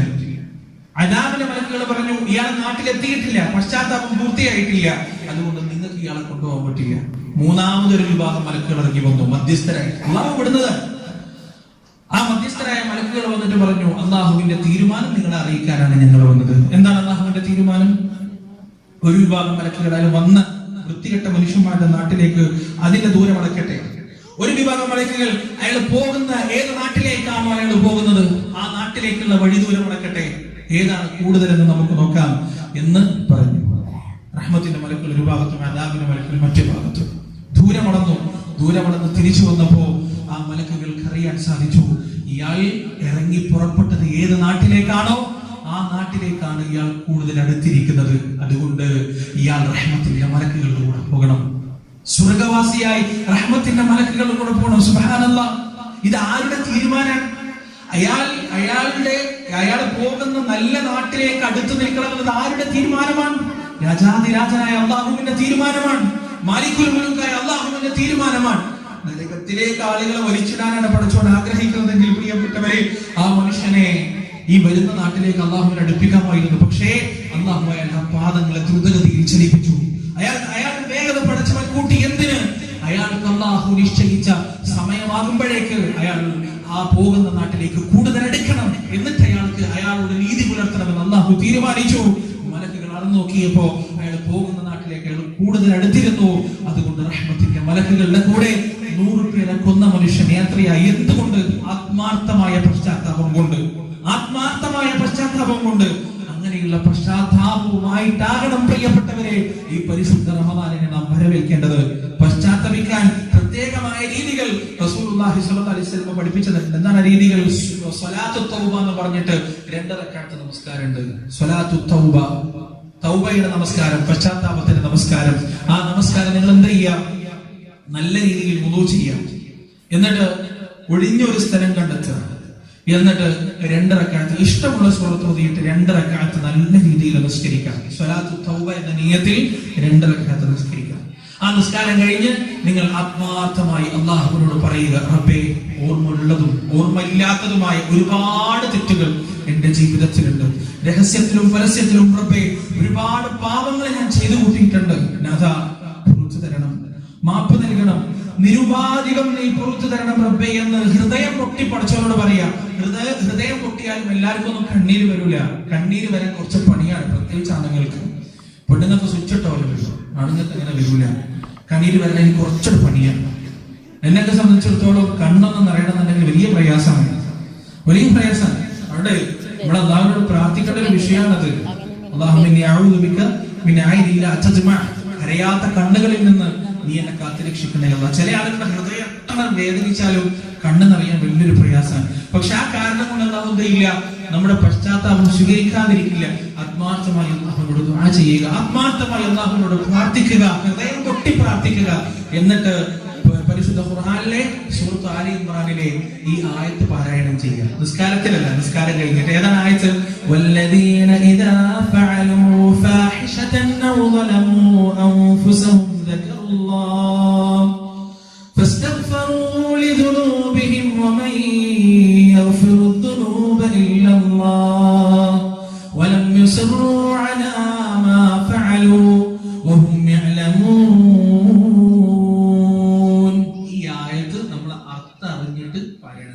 ആയത്ത് എവിടെയാണെന്ന് അറിയാൻ ആഗ്രഹമുള്ള ആളുകളുണ്ടെങ്കിൽ പരിപാടി കഴിഞ്ഞ് ഞാൻ പോകുമ്പോൾ പറഞ്ഞു. എത്ര ആൾക്ക് ആഗ്രഹം ഉണ്ടെന്ന് നോക്കാം. അങ്ങനെ നിങ്ങൾ ശരി. റമദാനിന് മുമ്പ്, റമദാൻ ഏകദേശം 2 ആഴ്ച ബാക്കിയുള്ളൂ. ഈ 2 ആഴ്ചക്കുള്ളിൽ നിങ്ങളത് ഒരു സമയം കണ്ടെത്തി. ഒരുപാട് തെറ്റുകൾ നമുക്കുണ്ടാവും പ്രിയപ്പെട്ട, ഒരുപാട് പാപങ്ങൾ നമ്മുടെ ജീവിതത്തിൽ ഉണ്ടാവും. ആ പാപങ്ങൾ നിർത്താൻ നമ്മൾ തീരുമാനിക്കും. എന്തൊക്കെ രൂപത്തിലുള്ള തെറ്റുകളാണ് നമ്മൾ ചെയ്തു കൂട്ടുന്നത്? നല്ലൊരു ശതമാനം ആളുകളും മോശമായ ചാറ്റിംഗ് ചെയ്യുന്നവരാണ്. ഈ മോശമായ ചാറ്റിംഗ് എങ്ങനെയാണ് തുടങ്ങുന്നത്? പല ആളുകളും ജീവിതത്തിൽ കണ്ടത് എങ്ങനെയാണെന്ന് അറിയോ പ്രിയപ്പെട്ടവരെ? പഴയ സ്കൂളിലും കോളേജിലൊക്കെ പഠിച്ച ഗ്രൂപ്പുകൾ ഉണ്ടാക്കുക. 5ാം ക്ലാസ്സിൽ പഠിച്ച ഗ്രൂപ്പ്, 8ാം ക്ലാസ്സിൽ പഠിച്ച ഗ്രൂപ്പ്, 10ാം ക്ലാസ്സിൽ 50 വയസ്സുള്ള 55 വയസ്സുള്ള വാർദ്ധക്യത്തിലേക്ക് കാലെടുത്ത് വെച്ച ആളുകൾക്ക് ഒരു ഗ്രൂപ്പാണ്. പഴയ കാലത്ത് അവരുടെ കൂടെ പഠിച്ച കുട്ടികളായിട്ടുള്ള ഗ്രൂപ്പ്. ഈ ഗ്രൂപ്പിന്റെ അപകടം എന്താ? ഇത് ആവശ്യമില്ലെങ്കിൽ നിങ്ങളുടെ ഗ്രൂപ്പ് ഒന്ന് മാറിക്കലെന്നല്ലേ? അല്ലെങ്കിൽ ആണുങ്ങൾ മാത്രമല്ല ഗ്രൂപ്പ് ഉണ്ടാക്കുക. ഇതെന്താ സംഭവം? 9ാം ക്ലാസ്സിലും 10ാം ക്ലാസ്സിലൊക്കെ പഠിച്ച 40-45 വയസ്സുള്ള ആള് ആ കാലഘട്ടത്തിൽ എന്തെങ്കിലും ചെറിയ തോന്നലുണ്ടായിട്ടുണ്ടാവും. ഇതിപ്പോ കല്യാണം കഴിഞ്ഞ് കുറെ കുട്ടികളായി, ഭാര്യന്റെ ഒപ്പം 10-20 കൊല്ലം ജീവിച്ച് ഭാര്യനൊക്കെ ഏകദേശം മടുത്ത് ഒരു ഇതായി, ഇനി പുതിയതെന്തെങ്കിലും കിട്ടിയാൽ കൊള്ളാന്ന് ആണും പെണ്ണും ആഗ്രഹിച്ച് നടക്കുന്ന കാലത്തായിരിക്കും പഴയ ആ ക്രഷ്. 9ാം ക്ലാസ്സിലും 10ാം ക്ലാസ്സിലും ഉണ്ടായിരുന്ന പഴയ ആ കാമുകൻ കാമുകി, അല്ലെങ്കിൽ പരസ്പരം അങ്ങോട്ടും ഇങ്ങോട്ടും ഉണ്ടായിരുന്നൊന്നും പറഞ്ഞിട്ടില്ല, അങ്ങനത്തെ കണ്ടല്ലോ, അതൊക്കെ വരിക. ഒരു ഹായിൽ തുടങ്ങി കുടുംബം തകരുന്ന അവസ്ഥയിലേക്ക് എത്തിയ എത്ര സംഭവങ്ങളുണ്ട്, എത്ര സംഭവങ്ങളുണ്ട് പ്രിയപ്പെട്ടത്. ഒരു ഹായിലാണ് തുടങ്ങുക. എന്താ വിശേഷം? ഭാര്യ അങ്ങനെ, മക്കൾ എത്ര ഉണ്ട്, എന്താ ഇപ്പൊ പരിപാടി, ബിസിനസ് ആണോ? പിന്നെ എന്താണ് സംഭവിക്കുക? ഭാര്യയായിട്ട് ഭർത്താവായിട്ട് എന്തെങ്കിലും പ്രശ്നം ഉണ്ടെങ്കിൽ, ഭാര്യയായിട്ട് എന്തെങ്കിലും പ്രശ്നം ഉണ്ടെങ്കിൽ അങ്ങോട്ടും ഇങ്ങോട്ടും വിഷമങ്ങൾ പറയും, സങ്കടങ്ങൾ പറയും. ഒരുപാട് ദുരന്തങ്ങൾ അങ്ങനെ നടന്നിട്ടുണ്ട്, നടന്നുകൊണ്ടിരിക്കുന്നു. നമ്മളൊക്കെ സ്വന്തം ആലോചിച്ചാൽ മതി. നിന്റെ ജീവിതത്തിൽ അന്യന്റെ ഭാര്യയായിട്ട് ഞാൻ ചാറ്റ് ചെയ്യുന്നുണ്ടോ? അവൾക്ക് മെസ്സേജ് അയക്കുന്നുണ്ടോ? എന്താണ് സംഭവം? ഭർത്താവായിട്ട് പ്രശ്നമുള്ള സ്ത്രീകൾ ഏതെങ്കിലും ആരെങ്കിലും വിളിക്കുക. ഇപ്പൊ സംഘടനാ പ്രവർത്തകരായിരിക്കും, അല്ലെങ്കിൽ നേതാക്കന്മാരായിരിക്കും, അയൽവാസിയായിരിക്കും, സുഹൃത്തായിരിക്കും, സുഹൃത്തിന്റെ ഭർത്താവായിരിക്കും. അവർക്ക് മെസ്സേജ് അയക്കുക. എന്താണ് മെസ്സേജ്? ഭയങ്കര പ്രയാസമാണ്, മൂപ്പര് തീരെ മൈൻഡ് ചെയ്യുന്നില്ല, മൂപ്പര് അങ്ങനെയാണ്, ഭയങ്കര കച്ചറയാണ്, ഭയങ്കര ചൂടാവാൻ. അപ്പൊ ഇയാളോട് സമാധാനിപ്പിക്കുക, സാരില്ല, കുഴപ്പമില്ല, ഇയാളെ ഭാര്യനോട് ചൂടായിട്ട് നിൽക്കും. എന്നിട്ടാണ് മറ്റുള്ള ഭാര്യനെ സമാധാനിപ്പിക്കുന്നത്. കുഴപ്പമില്ല, അങ്ങനെയൊക്കെയാണ് ജീവിതം എന്നൊക്കെ പറഞ്ഞ് സമാധാനിപ്പിക്കും. ഇവിടെ വിചാരിക്കും ഇയാളെന്തോ ഇതിന്റെ മലക്കാണ്. എന്നിട്ട് പിന്നെ സങ്കടം വരുമ്പോൾ ഇയാൾക്ക് മെസ്സേജ്. ഇങ്ങനെ ഒരുപാട് സംഭവങ്ങൾ ജീവിതത്തിൽ കണ്ടുകൊണ്ടാണ് പറയുന്നത്. നമ്മൾ ആരോടെങ്കിലും, പ്രത്യേകിച്ച് സ്ത്രീകളോട് പറയാനുള്ള വിഷയം എന്താ അറിയോ? നിങ്ങൾ ആരോടെങ്കിലും സങ്കടം പറയുന്നുണ്ടെങ്കിൽ 10 വട്ടം നിങ്ങൾ ആലോചിക്കണം. കാരണം നിങ്ങൾ ഒരാളോട് സങ്കടം പറഞ്ഞാൽ നിങ്ങൾ നിങ്ങളുടെ പ്രയാസം ഒരാളോട് പറഞ്ഞു കഴിഞ്ഞാൽ, പ്രിയപ്പെട്ടവരെ, അയാളിൽ നിന്ന് നിങ്ങൾക്ക് സമാധാനം കിട്ടിക്കഴിഞ്ഞാൽ നിങ്ങൾ പോലും അറിയാതെ നിങ്ങൾ അവരിലേക്ക് ചാഞ്ഞു പോകും. നിങ്ങൾ പോലും അറിയാതെ അയാളുടെ സാന്നിധ്യം നിങ്ങളുടെ ഹൃദയം ആഗ്രഹിക്കും. അതുകൊണ്ട് ഒന്നാമത്തെ പടി എന്താണ്? സങ്കടങ്ങൾ പറയേണ്ടത് അള്ളാഹിനോട് മാത്രം, അല്ലെങ്കിൽ ഭർത്താവിനോട്. ഈ ഭർത്താവ് പൊട്ടനായിരിക്കാം, ഒന്നും കേൾക്കാത്തവനായിരിക്കാം, അള്ളാഹിനോട് പറയാം, അല്ലെങ്കിൽ ആങ്ങളിനോട് പറയാം, അനിയനോട് പറയാം, ഏട്ടനോട് പറയാം, ഉപ്പാനോട് പറയാം. പ്രിയപ്പെട്ടവരെ, അതിന്റെ അപ്പുറത്തേക്കുള്ള സമാധാനം തേടൽ പിശാചിന്റെ ഭാഗത്ത് നിന്നുള്ളതാണ്, ശൈത്താന്റെ ഭാഗത്ത് നിന്നുള്ളതാണ്. അങ്ങനെ ഒരു സമാധാനം നിലവിൽ നിങ്ങൾക്ക് എവിടെന്നെങ്കിലും കിട്ടിക്കൊണ്ടിരിക്കുന്നുണ്ടെങ്കിൽ വല്ലാഹി റബ്ബിനെ തന്നെയാണ് സത്യം, അത് നന്മയുടെ സമാധാനമല്ല, നന്മയുടെ സാന്ത്വനമല്ല, അത് പിശാചിന്റെ സമാധാനമാണ്, അത് വ്യഭിചാരത്തിലേക്കുള്ള വഴിയാണ് എന്ന് മനസ്സിലാക്കുക. അങ്ങനെയുള്ള ചാറ്റിങ്ങുകൾ, പ്രിയപ്പെട്ടവരെ, ഞാൻ സംസാരിക്കുന്നത് യുവാക്കളോട് മാത്രമല്ല, മധ്യവയസ്കരോട് അടക്കമാണ് ഞാൻ സംസാരിക്കുന്നത്. അങ്ങനെ നിങ്ങളുടെ ഭാര്യയുടെ മുന്നിൽ തുറന്നു വെക്കാൻ പറ്റാത്ത, നിങ്ങളുടെ ഭർത്താക്കന്മാരുടെ മുന്നിൽ തുറന്നു വെക്കാൻ പറ്റാത്ത ഏതെങ്കിലും തരത്തിലുള്ള ചാറ്റിങ്ങുകളോ കോളുകളോ സംസാരങ്ങളോ നിങ്ങൾ നടത്തുന്നുണ്ടെങ്കിൽ റമദാനിന് മുന്നേ അതിന്റെ അവസാനത്തെ തീയതി നിങ്ങൾ കുറിച്ചിരിക്കണം. മറ്റന്നാളെ തീർക്കുന്നല്ല, ഇന്ന് അങ്ങനെയാണ് തെറ്റുകൾ എന്ന് ഇവിടെ പറയേണ്ടത്. തെറ്റുകൾ എന്ന് ഇവിടെ പറയേണ്ടത് എങ്ങനെയാണ്? ഒരു വട്ടം കൂടി നാളെ കൂടി എല്ലാം പറഞ്ഞു തീർത്തിട്ട് ഗുഡ് ബൈ പറയാം. ആ ഗുഡ് ബൈ പറയലൊന്നും ഉണ്ടാവില്ല. അല്ലെങ്കിൽ എന്തെങ്കിലും ലഹരി ഉപയോഗിക്കുന്നുണ്ടെങ്കിൽ കുറച്ച് മെല്ലെ മെല്ലെ, ആ മെല്ലെ മെല്ലെ ഇല്ല. ജീവിതത്തിൽ ഇന്നുവരെ മെല്ലെ മെല്ലെ നിർത്തിയിട്ട് ഒരാൾ നിർത്തിയിട്ടുണ്ടാവില്ല. ഒറ്റയടിക്ക് തീരുമാനിക്കണം, തെറ്റുകൾ വെച്ച് തീരുമാനിക്കണം. അങ്ങനെയാണ്. അല്ലെങ്കിൽ പിശാച് പറഞ്ഞ ന്യായീകരണങ്ങൾ ഉണ്ടാക്കി തരും. എന്താ പറയാറില്ല, ആ ചങ്ങായി വന്നിട്ട് 1 മണിക്കൂർ എന്തെങ്കിലും പറഞ്ഞു വിചാരിച്ച് നീ എന്തിനാ വെറുതെ ടെൻഷനാണ്? അതിന്റെ ആവശ്യമൊന്നുമില്ല. ജീവിതം നന്നായില്ല. ഓൾ നിന്റെ പെങ്ങളല്ലേ, ഓ നിന്റെ ആണുങ്ങളല്ലേ, കുറച്ചൊരു സിഗരറ്റ് വെച്ച് വെച്ചിട്ട് ഒന്നും സംഭവിക്കാൻ പോകുന്നില്ല. ഇങ്ങനെ ജീവിതം അരണ്ടതാക്കണോ? ഇങ്ങനെയൊക്കെയാണ് ശൈത്താൻ വന്ന് പറഞ്ഞു തരിക. അതിന്റെ മുന്നേ നമ്മൾ തീരുമാനിക്കണം, അതിന്റെ മുന്നേ നമ്മൾ ലോക്ക് ചെയ്യണം. പ്രിയപ്പെട്ടവരെ, ആ തീരുമാനമാണ് ഒന്നാമതുണ്ടാവേണ്ടത്. സകല തെറ്റുകളും, എന്താണ് തെറ്റ്, എന്താണ് പാപം? നിന്റെ ഹൃദയത്തിൽ ചൊറിച്ചിലുണ്ടാക്കുന്നത് എന്താണോ അതാണ് പാപം, അതാണ് തെറ്റ്. നമുക്കറിയാം നമ്മുടെ ഹൃദയത്തിൽ ചൊറിച്ചിലുണ്ടാക്കുന്നത് എന്താണ്. മറ്റുള്ളവർ നമ്മിൽ നിന്ന് അറിയരുത് എന്ന് നമ്മൾ ആഗ്രഹിക്കുന്നത് എന്താണ്? അതെല്ലാം നമ്മൾ മാറ്റണം, മായ്ക്കണം. തീരുമാനമായി കഴിഞ്ഞാൽ പിന്നെ നിസ്കാരത്തിനാണ് നമുക്കൊരു സമയം നിർണ്ണയിക്കാം. സ്വലാത്ത് തൗബക്ക് വേണ്ടി, പശ്ചാത്താപത്തിന്റെ നമസ്കാരത്തിന് വേണ്ടി വേണമെങ്കിൽ നമുക്കൊരു സമയം നിർണ്ണയിക്കാം. ആ സമയം നിർണ്ണയിക്കുക. ആ സമയമാകുമ്പോഴേക്ക് ഖുർആൻ ഓതിയിട്ടും അദ്കാറുകളിലൂടെയും നിങ്ങളുടെ ഹൃദയത്തെ നിങ്ങൾ മയപ്പെടുത്തുക. ഹൃദയത്തെ മയപ്പെടുത്താനുള്ള ഏറ്റവും നല്ല മരുന്ന് പരിശുദ്ധ ഖുർആനാണ്. കേട്ടിട്ടില്ലേ പ്രിയപ്പെട്ടവരെ? പല കാര്യങ്ങളും ഓതുമ്പോൾ കരയുന്നത് കേട്ടിട്ടുണ്ടോ നിങ്ങൾ? എന്തുകൊണ്ടാണ് അവർ കരയുന്നത്? വീട്ടിൽ അരിവാങ്ങാൻ പൈസ ലാക്കിയിട്ടാണോ അവർ കരയുന്നത്? മുട കെട്ടിക്കള്ള ആലോചിച്ചിട്ടാണ് അവർ? അല്ല, അള്ളാഹുവിന്റെ ആയത്തുകൾ ഹൃദയത്തിലേക്ക് ഇങ്ങോട്ട് ആഴ്ന്നിറങ്ങിയിട്ട് സഹിക്കാൻ കഴിയാതെ പൊട്ടിക്കരയാണ്. എന്തുകൊണ്ടാണ് ആയത്തുകൾ ഇറങ്ങിയത്? അവർ ആയത്തുകളുമായി തദബ്ബുർ ചെയ്തു, ഖുർആനുമായി ഇടപഴകി അവരുടെ ഹൃദയത്തിന്റെ മാലിന്യങ്ങളെല്ലാം ശുദ്ധമായി, അവരുടെ ഹൃദയം നല്ല പദമുള്ള ഹൃദയമായി, എന്ത് കേട്ടാലും കരയുന്ന അലിവുള്ള ഒരു മനസ്സായി അവർ മാറി. നിങ്ങൾ നിശ്ചയിച്ച സമയമാകുമ്പോഴേക്ക് ഖുർആനുമായി ഇടപഴകി, ഖുർആനോദി, ഖുർആൻ വായിച്ച് ഹൃദയത്തെ മയപ്പെടുത്തുക. ആ സമയമായി കഴിഞ്ഞാൽ, ആരുമില്ലാത്ത സമയത്ത്, നിന്റെ റബ്ബും നീയും ഒറ്റക്കാവുന്ന ഒരു സമയം നീ വുദൂ ചെയ്യുക. എന്നിട്ട് റബ്ബിന്റെ മുന്നിൽ 2 റക്അത്ത് ആത്മാർത്ഥമായി നമസ്കരിക്കുക. എന്നിട്ട് കഴിഞ്ഞാൽ കൈ ഉയർത്തിയിട്ട് അല്ലാഹുവിനോട് പറയുക, അല്ലാഹുവേ, നീയും ഞാനും മാത്രം. അതാ, എനിക്ക് നിന്നോട് ഒരുപാട് കാര്യങ്ങൾ പറയാനുണ്ട്, ഒരുപാട് സങ്കടങ്ങൾ പറയാനുണ്ട്, ഒരുപാട് വേവലാതികൾ പറയാനുണ്ട്. എന്റെ ജീവിതം വഴിവിട്ടതായിരുന്നു, നിന്നെ മറന്നതായിരുന്നു, നിന്നെ ഓർക്കാത്തതായിരുന്നു. അനുഗ്രഹങ്ങൾ നീ എനിക്ക് വാരിക്കോരി ചൊരിഞ്ഞു തരുമ്പോഴും നന്ദി കെട്ടവനായി ഞാൻ സഞ്ചരിക്കുകയായിരുന്നു റബ്ബേ. ആ സഞ്ചാരം ഞാൻ ഇതാ ഇവിടെ അവസാനിപ്പിക്കുകയാണ്. ഞാൻ തിരിഞ്ഞു നടക്കുകയാണ്, നിന്നിലേക്ക് ഓടി വരികയാണ്, നിന്നിലേക്ക് പാഞ്ഞു വരികയാണ്.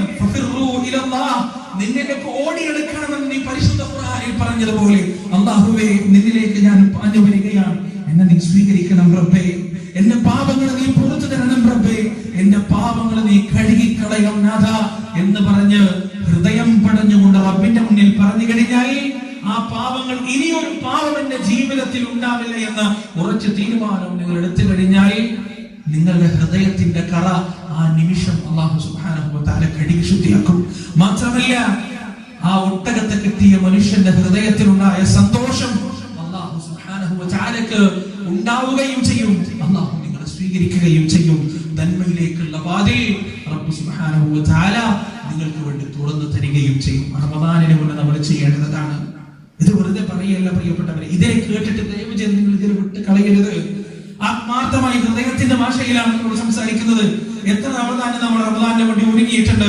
റമദാൻ വരുന്നതിന്റെ മുന്നേ നമ്മുടെ പാപത്തിന്റെ കറകൾ കഴുകി ശുദ്ധിയാക്കിയിട്ട് ആ റമദാൻ നമ്മുടെ വരവേൽക്ക്. അതിന് നിങ്ങൾ തയ്യാറാവണം.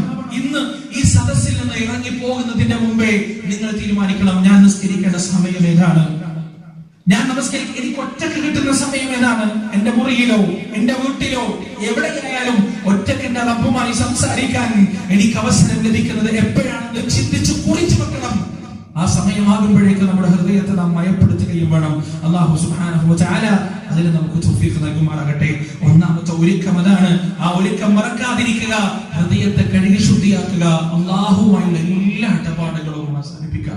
ഇനി രണ്ടാമതായി നമുക്കൊരു കാര്യം കൂടി ചെയ്യാനുണ്ട്. എന്താണ്? നമ്മുടെ സ്വഭാവങ്ങളിൽ ചില മാറ്റങ്ങൾ വരുത്താനുണ്ട്. നമ്മുടെ പെരുമാറ്റങ്ങളിൽ ചില മാറ്റങ്ങൾ വരുത്താനുണ്ട്. ആ മാറ്റങ്ങൾ എന്തൊക്കെയാണ്? ഏതാനും കാര്യങ്ങൾ സൂറത്തുൽ ഫുർഖാനിന്റെ അവസാനത്തിൽ അല്ലാഹു സുബ്ഹാനഹു വ തആല ചില കാര്യങ്ങൾ നമുക്ക് പറഞ്ഞു തരുന്നുണ്ട്. ആ കാര്യങ്ങളിൽ കുറച്ചെണ്ണവും നമ്മുടെ ജീവിതത്തിൽ നമ്മൾ പ്രാവർത്തികമാക്കാം. എന്താണ് അല്ലാഹു പറയുന്നത്? അല്ലാഹു പറയാൻ വഇബാദുർ റഹ്മാൻ അല്ലദീന യംശൂന അലൽ അർദി ഹൗനാ വഇദാ ഖാതബഹുമുൽ ജാഹിലൂന ഖാലൂ സലാമാ വല്ലദീന യബീതൂന ലിറബ്ബിഹിം സുജ്ജദൻ വഖിയാമാ والذين يقولون ربنا اصرف عنا عذاب جهنم إن عذابها كان غراما إنها ساءت مستقرا ومقاما والذين إذا أنفقوا لم يسرفوا ولم يقتروا وكان بين ذلك قواما. പരിശുദ്ധ ഖുർആനിൽ അല്ലാഹു സുബ്ഹാനഹു വ തആല ചില അടിമകളെ വിശേഷിപ്പിച്ചതാണ് ഇബാദുർ റഹ്മാൻ. എന്തിനാണ് ഇബാദുർ റഹ്മാൻ എന്ന് പറഞ്ഞത്? ഇബാദുല്ലാഹ് എന്ന് പറഞ്ഞാൽ പോരെ? എന്തിനാണ് ഇബാദുർ റഹ്മാൻ എന്ന് പറഞ്ഞത്? നമ്മുടെ മക്കളോട് നമുക്ക് അങ്ങേയറ്റം സ്നേഹം വരുമ്പോൾ നമ്മൾ അവരെ വിളിക്കും ബാപ്പാന്റെ മോനെ, ഉമ്മാന്റെ പൊന്നു മോനെ എന്നൊക്കെ വിളിക്കൂലേ? അതുപോലെ അല്ലാഹുവിന് സ്നേഹമുള്ള, അല്ലാഹുവിന് ഇഷ്ടമുള്ള, അല്ലാഹുവിന് വാത്സല്യമുള്ള ചില അടിമകളെ കുറിച്ച് പറഞ്ഞതാണ് ഇബാദുർ റഹ്മാൻ, കാരുണ്യവാന്റെ അടിമകൾ. വല്ലാത്ത പ്രയോഗമാണ്, വല്ലാത്തൊരു പ്രയോഗമാണ്. എന്നിട്ട് എങ്ങനെയുള്ളവരാണ് ആ കാരുണ്യവാന്റെ അടിമകൾ എന്ന് അള്ളാഹു പിന്നീട് വിവരിക്കാണ്.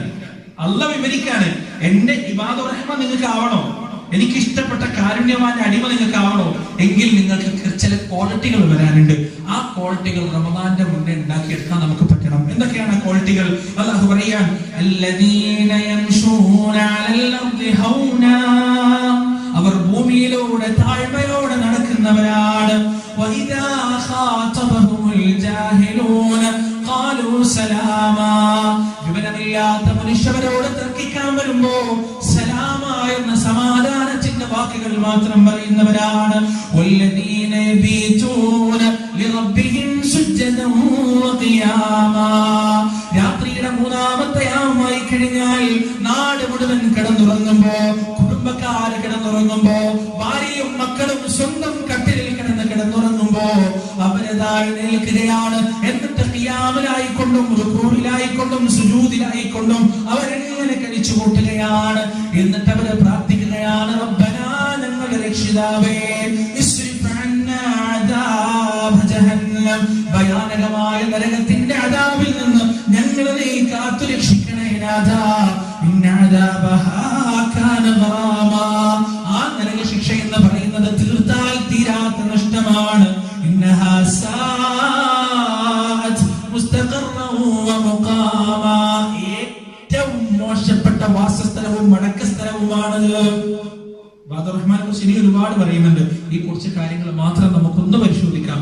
അല്ലദീന യംശൂന അലൽ അർദി ഹൗനാ, ഭൂമിയിൽ താഴ്മയോടെ നടക്കുന്നവരാണ്. താഴ്മയുടെ ചില അടയാളങ്ങൾ എന്തൊക്കെയാണ്? നമ്മുടെ ഭാഗത്ത് ചില സംസാരം, ഏത് രംഗത്ത് താഴ്മ നമുക്ക് പരിശോധിക്കാൻ കഴിയും. ഒരു വണ്ടിക്ക് കഷ്ടിച്ച് പോകാനുള്ള ഒരു റോഡ്, ആ റോട്ടിൽ രണ്ട് ഭാഗത്ത് രണ്ട് വണ്ടി വരികയാണ്. ഒന്നിക്ക് ഏതെങ്കിലും ഒരാൾ റിവേഴ്സ് എടുത്താലേ ആ റോഡ് ഒഴിഞ്ഞു പോകുള്ളൂ. ആദ്യം റിവേഴ്സ് ഗിയറിലേക്ക് വണ്ടി റിവേഴ്സ് ഗിയറിൽ ഇടുന്നവൻ ആരാണോ അവനാണ് താഴ്മയുള്ളവൻ. ഫസ്റ്റ് റിവേഴ്സ് ഗിയർ ഇടാൻ തയ്യാറാകുന്നവൻ ആരാണോ അവനാണ് താഴ്മയുള്ളവൻ. ജീവിതത്തിൽ ഏത് രംഗത്താണ്, ട്രെയിനിൽ നമ്മളിങ്ങനെ ഇരിക്കാൻ, ബസ്സിൽ നമ്മളിങ്ങനെ ഇരിക്കാൻ, 3 ആൾക്കാർക്ക് ഇരിക്കേണ്ട സീറ്റിലേക്ക് 4ാമത് എത്ര കൂടി ആ ഒരു സ്വഭാവം വരാത്തവൻ ആരാണോ അവനാണ് താഴ്മയുള്ളത്. ബസ്സിലൊക്കെ കണ്ടിട്ടില്ല, ബസ്സിലൊക്കെ സീറ്റിലൊക്കെയുള്ള ചില നേരത്തിൽ അടി കണ്ടതിന്റെ സുബ്ഹാനല്ലാഹ് വേറൊരു സംഭവം ഉണ്ടോ. ഞാൻ എന്റെ ഒരു വ്യക്തിപരമായൊരു അനുഭവം നിങ്ങളോട് പറയാണ്. ചില ദുൽമുകൾക്ക് പടച്ചോന് അന്നേരം ഈ മറുപടി കൊടുക്കും. കോഴിക്കോട് ബസ് സ്റ്റാൻഡിൽ വെച്ച് നമ്മളൊരു ചെറിയ പൊതുപരിപാടി എന്നല്ലോ, ഇങ്ങനെ ഒരു ക്ലാസ് ആയതോടെ പറയാണ്. കോഴിക്കോട് ബസ് സ്റ്റാൻഡില് ബസ് കയറി നിൽക്കുകയാണ്. വയനാട്ടിൽ നിൽക്കുന്ന സമയം. അപ്പൊ വയനാട്ടിൽ നിന്ന് വിട്ടു, വയനാട്ടിൽ നിൽക്കുന്ന സമയം. അപ്പൊ KSRTCക്കാണ് കോഴിക്കോട് നിന്ന് വയനാട്ടിലേക്ക് പോവാം. അപ്പൊ എനിക്കൊരു പ്രശ്നമുണ്ട്. മുന്നത്തെ ആ സിംഗിൾ സീറ്റ് ഇല്ലേ, അതിലിരുന്നാലേ യാത്ര പറ്റുള്ളൂ. ബസ്സിലാണെങ്കിൽ ബാക്കിലെ സീറ്റാണെങ്കിൽ ചിലപ്പോൾ ഛർദ്ദിക്കും, പ്രശ്നങ്ങളുണ്ടാവും. അതുകൊണ്ട് എത്ര മണിക്കൂർ കാത്തിരുന്നാലും ആ മുന്നത്തെ സീറ്റ് എങ്ങനെയെങ്കിലും പാഞ്ഞു പിടിച്ചിട്ടൊക്കെ വരുള്ളൂ. അങ്ങനെ ഒരു ഉച്ചക്ക് നിൽക്കാതെ ഒരു മണിക്ക് നിൽക്കാൻ തുടങ്ങിയ സമയം 3 മണിയായി. സീറ്റ് ഇട്ടിട്ടില്ല. ആൾക്കാരെങ്ങനെ ചാടി കയറ്റി വിടുക, അവരായിട്ട് ഇരിക്കുക, നമ്മൾ സീറ്റ് പോകും. അങ്ങനെ കുറെ 1-2 മണിക്കൂറത്തെ കാത്തിരിപ്പിന് ശേഷം ഫസ്റ്റ് കയറാൻ പറ്റി. ബസ്സിന്റെ ഡോറിനായിട്ട് പിന്നെ കയറി ഇരിക്കാൻ പോകുമ്പോഴേക്ക് ഒരു വിദ്വാന് ജനലിന്റെ ഉള്ളിൽ കൂടെ കവർ ഇട്ടു, സഞ്ചി ഇട്ടു. എന്നിട്ട് ഞാൻ അവിടെ എത്തുന്നതിന് മുന്നേ എങ്ങനെയൊക്കെ ആൾക്കാരുടെ തലമുക്കൂടൊക്കെ മറിഞ്ഞിട്ട് അയാൾ അവിടെ എത്തി. എന്നിട്ട് അയാൾ അവിടെ കയറിയിരുന്നു. ഞാൻ പറഞ്ഞു, നല്ല മനുഷ്യൻ, എന്ത് ദുൽമാണ്. ഞാൻ 2 മണിക്കൂറായിട്ട് ഇവിടെ വെയിറ്റ് ചെയ്യുക. നിങ്ങൾ ഇപ്പം വന്നിട്ട് നിങ്ങൾ വലിയ വിദ്വാനായിട്ട് കവറിട്ട് കയറി ഇരിക്കാന്ന് പറഞ്ഞാൽ അയാൾ പറഞ്ഞു, ഞാൻ കവറിട്ട് ഞാൻ ഇരുന്നു, നീ വേണമെങ്കിൽ അടുത്ത ബസ്സിന് വന്നു. ഞാൻ പറഞ്ഞു, എനിക്ക് വേണമെങ്കിൽ നിങ്ങളായിട്ട് കച്ചറുണ്ടാക്കാം, നിങ്ങൾ പോലെ ഞാനും പോലെ, ഏതായാലും നിങ്ങൾ പോയിക്കോ. ഞാൻ അടുത്ത ബസ്സിന് പോയി. അൽഹംദുലില്ലാ അടുത്ത ബസ്സിൽ പെട്ടെന്ന് സീറ്റ് കിട്ടി. അടുത്ത ബസ് മുഴുവൻ കാര്യമല്ല, സീറ്റ് കിട്ടി. വയനാട് ചുരം കഴിഞ്ഞപ്പോ, താമരശ്ശേരി ചുരം കഴിഞ്ഞപ്പോ ഏകദേശം ലക്കിടി എത്തിയപ്പോ ആ ബസ് പഞ്ചറായി സൈഡിൽ ബസ്സിന് പാസ് ചെയ്ത് പോയി. ദുൽമിന് പഠിച്ചോ ചിലപ്പോൾ പെട്ടെന്ന് മറുപടി കൊടുക്കും. ഞാൻ ഒരു സന്ദർഭം ഉണ്ടായപ്പോ അങ്ങനെ പറഞ്ഞതല്ലോ. ചില ആളുകൾ അങ്ങനെയാണ്. ജീവിതത്തിൽ എന്ത് രംഗം വന്നാലും മറ്റുള്ളവരെ പരിഗണിക്കുന്ന പരിപാടി അവർക്കുണ്ടാവും. ഒരു തവാദുആണ് ജീവിതത്തിൽ ഉണ്ടാവുകയേ ചെയ്യില്ല. അങ്ങനെ ആവരുത് പ്രിയപ്പെട്ടവരെ. നമ്മൾ ചില ആളുകളൊക്കെ പറയും, ചില ആളുകളൊക്കെ തെറ്റുന്ന കാരണങ്ങൾ നമ്മൾ അത്ഭുതപ്പെട്ടു. എന്തിനാ തെറ്റെന്നറിയോ? എന്നോട് കല്യാണം പറഞ്ഞത് ഫോണിൽ കൂടെയാണ്. എന്നോട് ഓന്റെ മോളെ കല്യാണം പറഞ്ഞത് ഫോണിൽ കൂടെയാണ്. ഞാൻ ഓനോ അങ്ങനല്ലേ, എന്നിട്ട് ഓനോട് ഫോണിൽ കൂടെയാണോ കല്യാണം പറയുന്നത്? അതിന് തെറ്റ്. അല്ലെങ്കിൽ കല്യാണം കുട്ടി പോയിട്ട് എന്നെ നോക്കിയില്ല. ചിലപ്പോ പാവം മോന്റെ കല്യാണം മോളെ കല്യാണം ആയിരിക്കും. കല്യാണത്തിന്റെ അന്ന് വീട്ടിലാണ് കല്യാണം. എന്റെ കല്യാണത്തിൽ 2 സൈഡും വേദന ചിരിച്ചിട്ട് ചിരിക്കാനൊക്കെ പറ്റുമോ? ഇങ്ങനെ ചിരിച്ചു കൊണ്ടിട്ട് 2 സൈഡും വേദന എടുക്കരുത്. കാരണം ഒരാളോട് ചിരിച്ചില്ലെങ്കിൽ എന്താ അവസ്ഥ?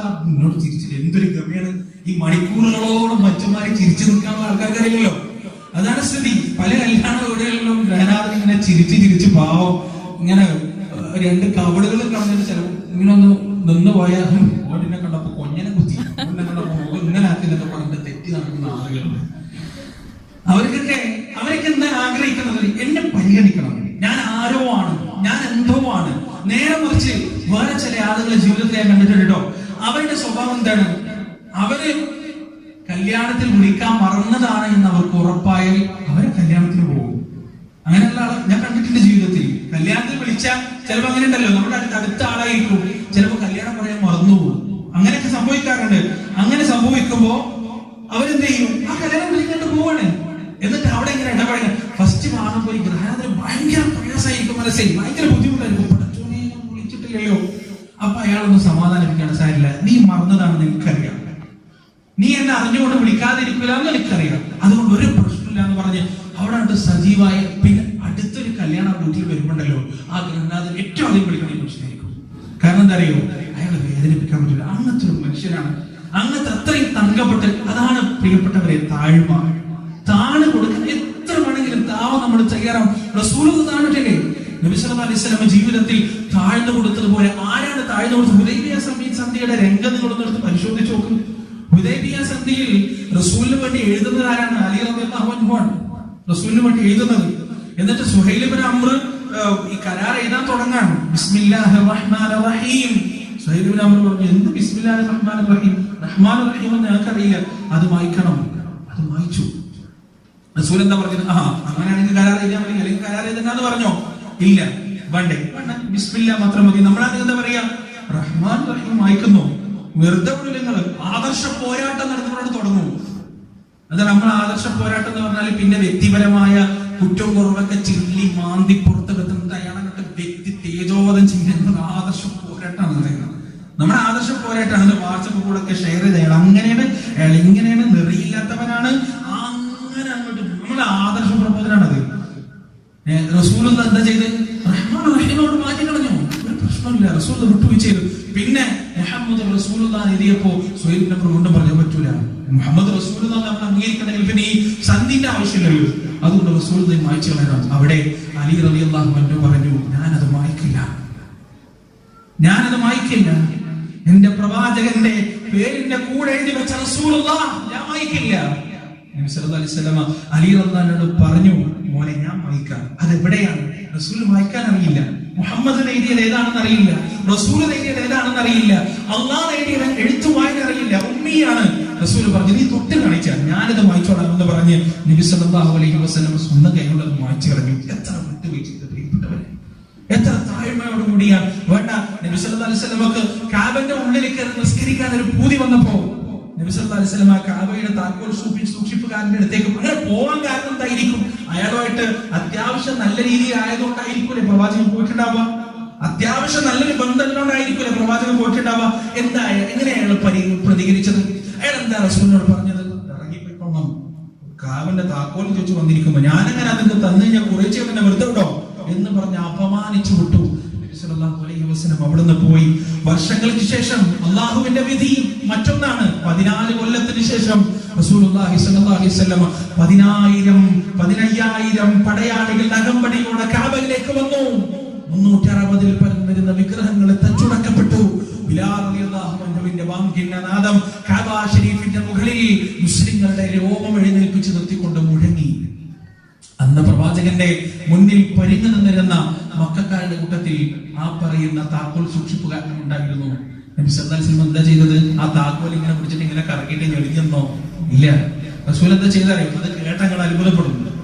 അത് കേട്ടാലാണ് നിങ്ങൾ അത്ഭുതപ്പെടാം. നബി സല്ലല്ലാഹു അലൈഹി വസല്ലം എന്താ ചെയ്തറിയോ? ആ മനുഷ്യനെ കൊണ്ട് അടുത്തേക്ക് പിടിച്ചു. എന്നിട്ട് ആ താക്കോൽ അയാളുടെ കൈവെള്ളയിലേക്ക് വെച്ചു കൊടുത്തിട്ട് പറഞ്ഞു, ഇത് നീ എന്നെ സൂക്ഷിച്ചാൽ മതി, ഇത് സൂക്ഷിക്കാൻ നീയാണ് ഏറ്റവും അർഹനെന്ന് ആ മനുഷ്യനോട് പറഞ്ഞപ്പോ ആ മനുഷ്യൻ കുറ്റബോധം കൊണ്ട് മരിച്ചിട്ടുണ്ടാവും. അതാണ് ഏറ്റവും വലിയ ട്രീറ്റ്മെന്റ്. ആ മനുഷ്യൻ ചിന്തിച്ചിട്ടുണ്ടാവും, പടച്ചോനെ ഇത്രയും വലിയൊരു മനുഷ്യനെയാണോ, ഇത്രയും വലിയ ഹൃദയത്തിന്റെ ഉടമയെയാണോ വർഷങ്ങൾക്ക് മുമ്പ് ഞാൻ അപമാനിച്ചു വിട്ടത് എന്ന് അയാൾ ആലോചിച്ചിട്ടുണ്ടാവും. റസൂലുള്ളാഹി സ്വല്ലല്ലാഹു അലൈഹി വസല്ലമയുടെ രീതി അതായിരുന്നു. ആരാണ് ഖാലിദ് ഇബ്നു വലീദ് റളിയല്ലാഹു അൻഹു? അറിയോ ആരാണ് ഖാലിദ് ഇബ്നു വലീദ് റളിയല്ലാഹു അൻഹു? സൈഫുല്ലാഹ്, അല്ലാഹുവിന്റെ വാള്, അല്ലാഹുവിന്റെ ഖദ്ഖർ വിശേഷിപ്പിക്കപ്പെട്ട മഹാനുഭവനായ മനുഷ്യൻ. മരിക്കുന്നത് കിടക്കപ്പായിൽ കിടന്നിട്ടാണ്, പ്ലേഗ് വന്നിട്ടാണ്. ആ സമയത്ത് ഖാലിദ് റളിയല്ലാഹു അൻഹുവിന്റെ കണ്ണിൽ നിന്ന് ഇങ്ങനെ കണ്ണുനീര് ചാരിട്ടൊഴുകാൻ. ചോദിച്ചു, എന്തിനാണ് ഖാലിദേ താങ്കൾ കരയുന്നത്? എന്തിനാണ് കരയുന്നത്?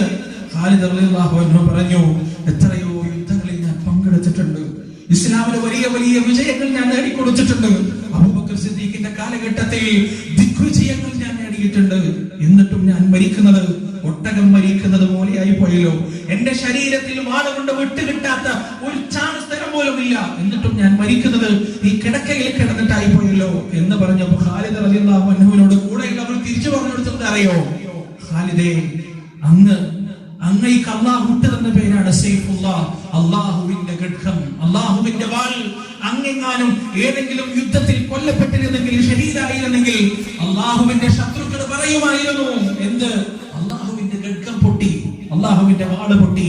അതുകൊണ്ട് രണഭൂമിയിൽ, പോരാട്ടഭൂമിയിൽ അങ്ങേക്ക് നേരെ പാഞ്ഞു വന്ന ശരങ്ങളെ തടുത്തത് അല്ലാഹുവാണ്. അങ്ങേക്ക് നേരെ ഓമപ്പെട്ട വാളുകൾ തടുത്തത് അല്ലാഹുവാണ്. ആ ഖാലിദ് ഇബ്നു വലീദ് റളിയല്ലാഹു അൻഹുവിന്റെ ജീവിതത്തിൽ ഒരു സംഭവം ഉണ്ടായിട്ടുണ്ട്. ചില പരാതികൾ പോയി ഉമർ റളിയല്ലാഹുവിന്റെ ഭരണകാലത്ത്. ആ പരാതികൾ തീർക്കാൻ ഖാലിദ് റളിയല്ലാഹു അൻഹുവിനെ വിളിപ്പിച്ചു. അദ്ദേഹം പ്രതിക്കൂട്ടിൽ കയറി നിന്നു. അദ്ദേഹത്തിന്റെ പടച്ചട്ട, സേനാനായകന്റെ തൊപ്പി ബിലാൽ റളിയല്ലാഹു അൻഹു ഊരിയെടുത്തു. ആലോചിച്ചു രംഗം. റസൂലിന്റെ കാലം തൊട്ട് രണ്ടാമത് ഒരു സേനാനായകനില്ല, പങ്കെടുത്തൊരു യുദ്ധം തോറ്റിട്ടില്ല, ഇസ്ലാമിൽ നേടിക്കൊടുത്ത യുദ്ധത്തിന്റെ വിജയത്തിന്റെ കണക്കുകൾ ചെറുതല്ല. അത്രയും വലിയ മനുഷ്യൻ. ആ മനുഷ്യനെ പ്രതികൂട്ടിൽ കയറ്റി ബിലാൽ റളിയല്ലാഹു അൻഹു ആ തൊപ്പി കൊണ്ട് ഊരാണ്. ഒരു ചെറിയ വിഷമം പോലും ഖാലിദ് റളിയല്ലാഹു ഉണ്ടായിട്ടില്ല. ഒരു ചെറിയ പ്രയാസം അദ്ദേഹം തലയും താഴ്ത്തി ആ വിചാരണ നേരിട്ടു. മാത്രല്ല, എന്നിട്ട് അദ്ദേഹത്തോട് പറഞ്ഞു, ഇന്ന് മുതൽ അങ്ങെന്തില്ല, സേനാനായക സ്ഥാനത്തില്ല. ഇന്നു മുതൽ സേനാനായക സ്ഥാനത്ത് അങ്ങില്ലാന്നും കൂടി ആരോട് പറഞ്ഞു? ഖാലിദ് റളിയല്ലാഹു പറഞ്ഞു. അദ്ദേഹം എന്താ പറഞ്ഞത്? ഇത്രയും കൊല്ലം ഞാൻ സേനാനായകനായി പ്രവർത്തിച്ചിട്ട്, ഇത്രയും കൊല്ലം ഞാൻ യുദ്ധം ചെയ്തിട്ട്, ഇത്രയും കൊല്ലം ഞാൻ സേവനമനുഷ്ഠിച്ചിട്ട് ഒരു കരുണയില്ലാതെ എന്റെ സ്ഥാനത്ത് ഇറക്കി വിട്ടില്ലേ? ഇനി ഞാൻ ഒന്നില്ല എന്നിട്ട് ഇറങ്ങിപ്പോയോ? ഒരു സാധാരണ പടയാളിയായി ഉമർ റളിയല്ലാഹു അൻഹു നിശ്ചയിച്ച സേനാനായകന്റെ കീഴിൽ നിന്ന് യുദ്ധം ചെയ്തു തന്റെ മരണം വരെ ഖാലിദ് ഇബ്നു വലീദ് റളിയല്ലാഹു അൻഹു. അതാണ് താഴ്മ. ആ താഴ്മ ഉണ്ടാവണമെന്നാണ് അല്ലാഹു സുബ്ഹാനഹു വ തആല പറഞ്ഞത്. അല്ലദീന യംശൂന അലൽ അർദി ഹൗന. റമദാനിന് മുന്നേ ആ താഴ്മ ഉണ്ടാക്കിയെടുക്കാൻ കഴിയണം. റസൂലുള്ളാഹി സ്വല്ലല്ലാഹു അലൈഹി വസല്ലം പറഞ്ഞു, ഒരാളും താഴുകയില്ല, താഴ്മ കാണിക്കുകയില്ല. അല്ലാഹു സുബ്ഹാനഹു വ തആല അവന്റെ ഇസ്സത്ത് വർദ്ധിപ്പിച്ചിട്ടല്ലാതെ ആരുടെയെങ്കിലും മുന്നിൽ നമ്മൾ താഴ്മ കാണിച്ചാൽ അല്ലാഹു നമ്മുടെ ഇസ്സത്ത് ഉയർത്തുമെന്ന് ആരാണ് പറഞ്ഞത്? റസൂലുള്ളാഹി സ്വല്ലല്ലാഹു അലൈഹി വസല്ലമയാണ് പറഞ്ഞത്. വഇദാ ഖാതബഹുൽ ജാഹിലൂന ഖാലൂ സലാമ. ഇത് താഴ്മയുടെ വേറൊരു സാധനമാണിത്. എന്ത്?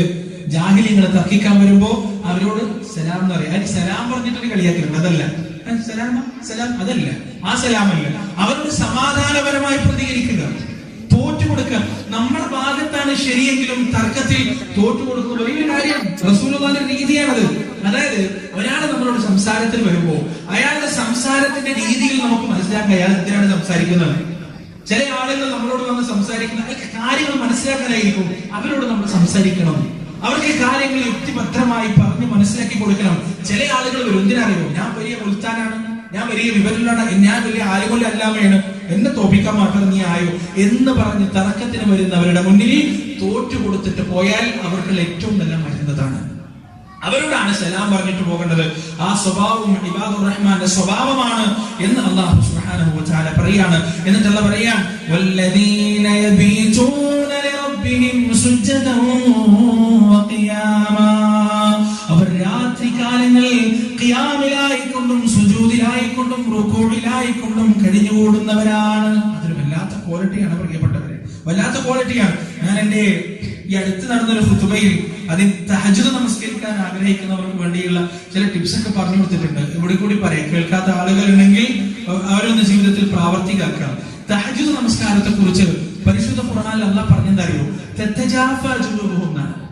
തതജാഫാ ജുനൂബുഹും. എന്താ തതജാഫാ ജുനൂബുഹും എന്ന് പറഞ്ഞാൽ അവരുടെ ശരീരത്തെ അവർ പറിച്ചുകൊണ്ടെടുക്കാൻ, അനിൽ മദാജി, കിടക്കപ്പായയിൽ നിന്ന് അതൊരു പറിച്ചെടുക്കൽ തന്നെയാണ്.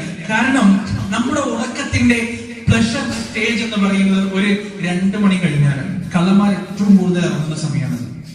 കക്കാൻ പോകുന്നവർക്ക് കൃത്യം അറിയാൻ പറ്റും. ഞാൻ കക്കാൻ പോകുന്നതുകൊണ്ടല്ല കേട്ടോ, ഉറക്കിനെ കുറിച്ച് വായിച്ചുകൊണ്ട് അറിഞ്ഞതാണ്.